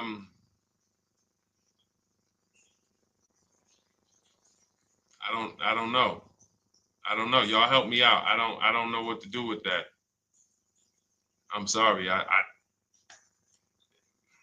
If the welcome offer for $24 was not really 30 minutes, then that means I'm just lying to you. You know what I mean? I'm just like, oh yeah, it's 30 minutes, but come back in 2 hours and it'll still be, you know what I mean? It's, start with the cheat sheets. You know what I'm saying? Like start with the cheat sheets. Get yourself your free cheat sheets, and start there. And when you feel better about working with us in some capacity, you go to the next step. Start with the free cheat sheets. All right, let's go, Dolan. So I'm a new driver. Should I be looking to be an 8-year person or a lease person? Well, I'll tell you this. I got 3 young adults. My daughter, my daughter who's 18, my niece who's 20, and then a young man that I, basically like a son to me who's in the Navy and he's 21. Well, he'll be 21 this year. So he's 20. Now, they all called me in the last 3 months because my daughter's getting her license. My daughter didn't call me. She's getting her license in the next, in June. And we've all talked about this. How should I get this car? Now, my situation when I was 22, I'd already bought a $500 Mitsubishi Eclipse. Transmission went out on me probably after 6 months. And then I bought a buy here, pay here car. This is before I got into the car business. I got into the car business, I was 22, working for Pontiac GMC Buick. So I get this buy here, pay here car. It was a quality Chevrolet Cavalier. I didn't know anything about cars, so I went to a local spot. They said, hey, put down this, just pay us $50 a week. So I did that. But 22, I had my daughter, and my boss says to me, hey, why don't you lease something? And I was already selling cars, but I just didn't think, could I even, qualify for a lease? I don't even know what I was selling them, but I'm just literally doing what most salesmen do. All right, he wants to lease. All right, what's the payment? Yeah, tell him it's this. All right, perfect. They said it's that. Oh, that's a little too high. All right, they said it's a little too high. All right, so that's what I was doing. I didn't really understand anything. That's most car salesmen. So I end up getting a Pontiac G6. I'm 22. I paid $256 a month. Now, it would have been less, but I didn't get a tier 1 approval because I didn't have, I think my credit was like mid 6s at that point. And you know, you really want to be over 670 to get most of the tier 1 approvals. But it would only raise my payment maybe 25 bucks. Wasn't a lot. Now I'm 22. I'm driving a brand new 2007. It's still 2006. 2007. I'm pulling up, brand new car, full warranty, $256 a month. At the same time, I have a friend, got a vehicle, Toyota, financed it, went in. She had, you know, we had our, she had a young child, a little older than us, maybe 1 or 2 years older than us. And then she goes and she purchases a car, $500 a month. She didn't get ripped. That's what a $20,000, $22,000 car costs. She got a Corolla, $500 a month. We're 22. Plus insurance. This is enough to break a young person, young family. I'm paying $256, she's paying $500. That right there. When I tell people that story, it's amazing to me how many people will say, Deshone, when I got my first car, my parents took me out. We financed this car. We financed this. I was paying $400, $500, $600 a month. Whether the parents were paying some of it, or they were paying some of it, or they were paying all of it.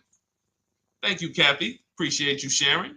So this is what all of them, all three, well, 2 of them, I don't know about the young man, because his parents,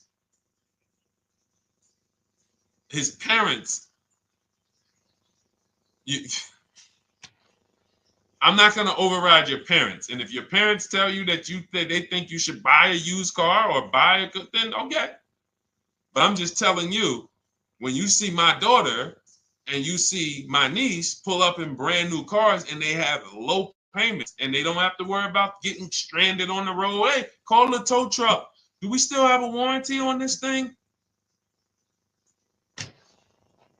So I would be telling, again, 8-year rule.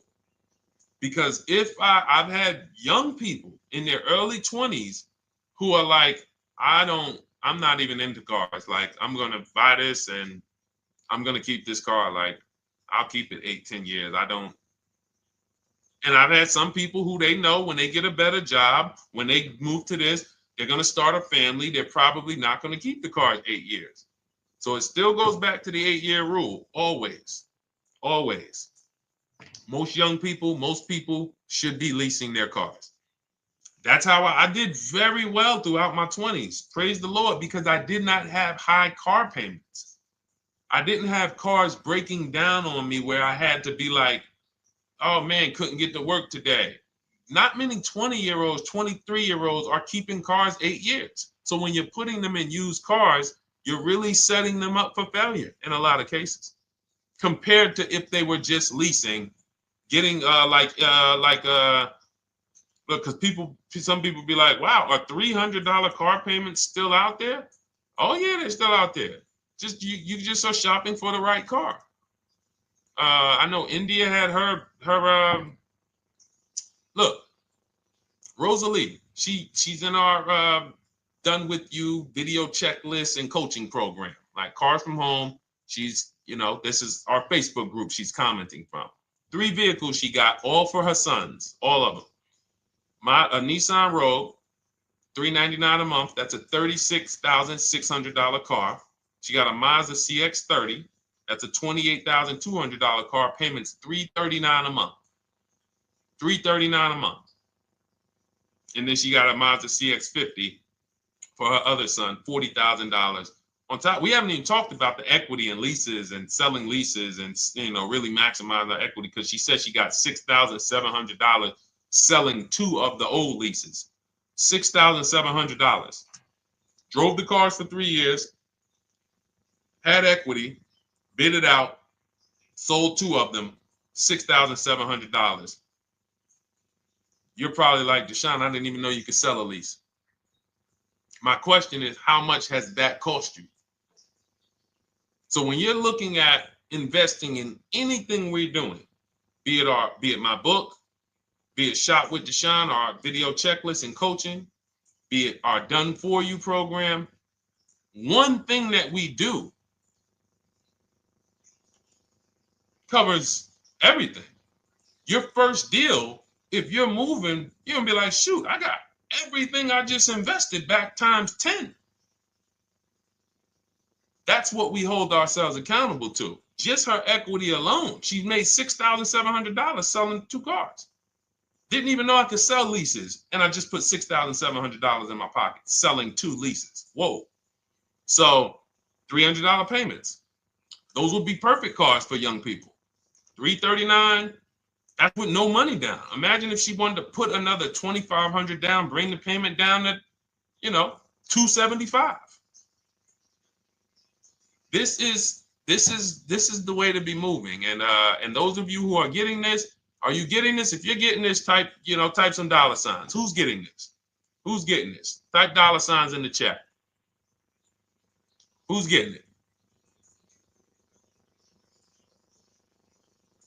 Let's go. Who's locked in? All right. I see you, Mario. I see you, Dane. I see you, Terry Carter. I see you. Who's getting this? Who else is getting it? Who else is locked in?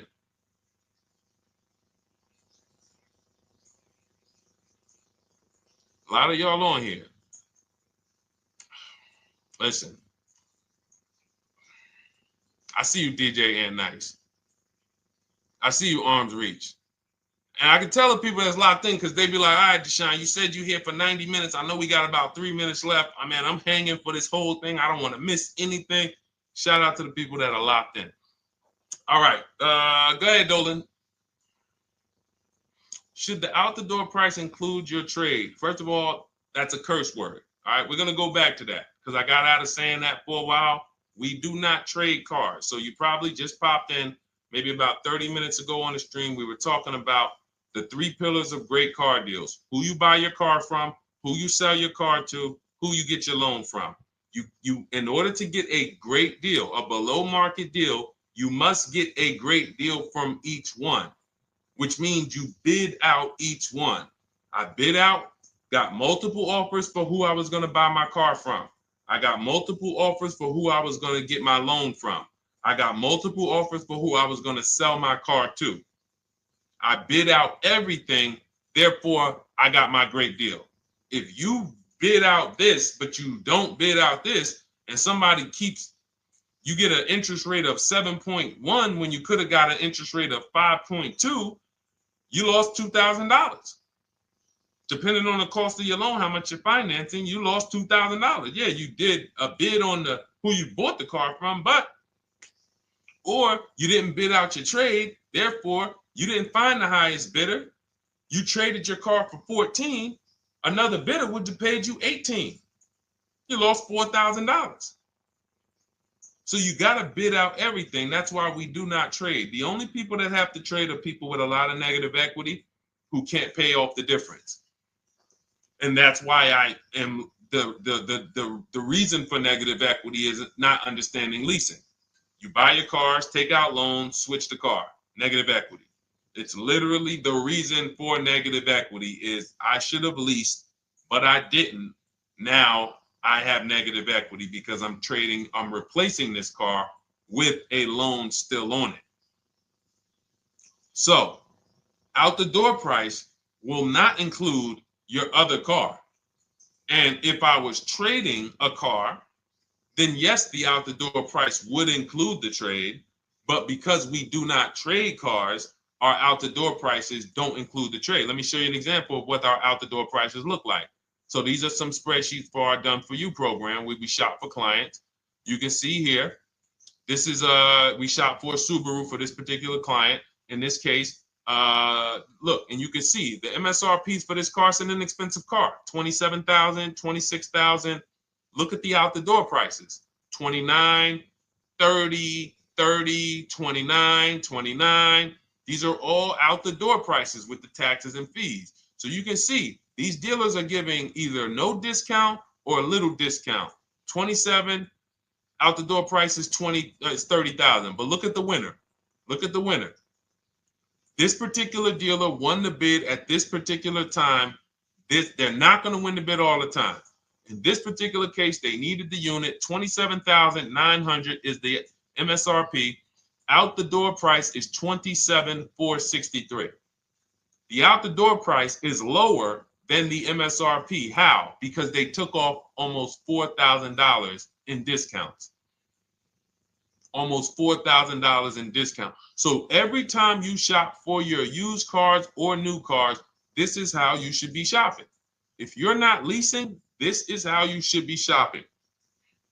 I'm getting multiple offers, out the door prices, comparing who gave me the best offer. Who gave me the best offer? Oh, look, Daniel Thompson said, D, I'm bidding out to sell my car and got a $4,000 swing from the lowest to the highest bid. This is the people who you listen. If I can bring them on and have them talk, they would be talking to y'all about how different this is. I didn't bring you here on a Tuesday afternoon, or you're not watching this. If you're watching the replay later on Tuesday, or maybe, Wednesday morning, we go live at 12 noon, Monday through Thursday. So we replay the show just for everyone who missed it. You can send all your friends, family, go to Deshone the Auto Advisor's pages, watch the replay from today's show. But they know this is, I didn't bring you here to talk to you about hundreds of dollars. We are talking thousands of dollars at all times. There is never anything that we talk about that is hundreds. Let someone else talk to you about how you can save a couple hundred more per month. We might be talking about hundreds per month. That might be the only time we're talking about hundreds, $200 per month. But other than that, which equals thousands. We're not here to figure out how we're going to save $50 this month. No, this is big, huge money. So thank you, Daniel. Thank you for tapping in with that information. So, all right, listen, guys. Everything we teach is in a step-by-step format, because when it's not step-by-step, you'll get overwhelmed. When it's step-by-step, you can challenge yourself to stay right on this step, check it off, move to the next step. Check it off, move to the next step. Step 7 in our Cars from Home process is delivery. Step 6 is paperwork. Step 1 is the most important question, which is the 8-year rule. It's literally called the most important question. 8-year rule. How many years are you keeping the next car? Step 2 is the equity assessment. That's why you heard Wendell in his book testimonial. He said, I just completed the equity assessment and we got 30% more than the book value. Bidding it out. He said, I'm about to move to the next step. So everything we teach is step. Step 3 is deal structure, where we budget and we see, all right, how much car can we afford? What does a good deal look like? Step 4, we go shopping, which is choosing what we want. Shopping, looking, doing. We're not buying it. We're shopping the market. We're test driving. We are literally choosing what we want. Shopping, enjoying shopping. Step 5 is multiple offers. That's when we're in talking to dealers online, getting offers, getting bids.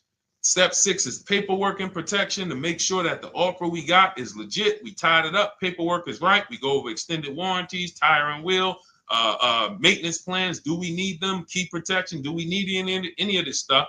And step 7 is delivery.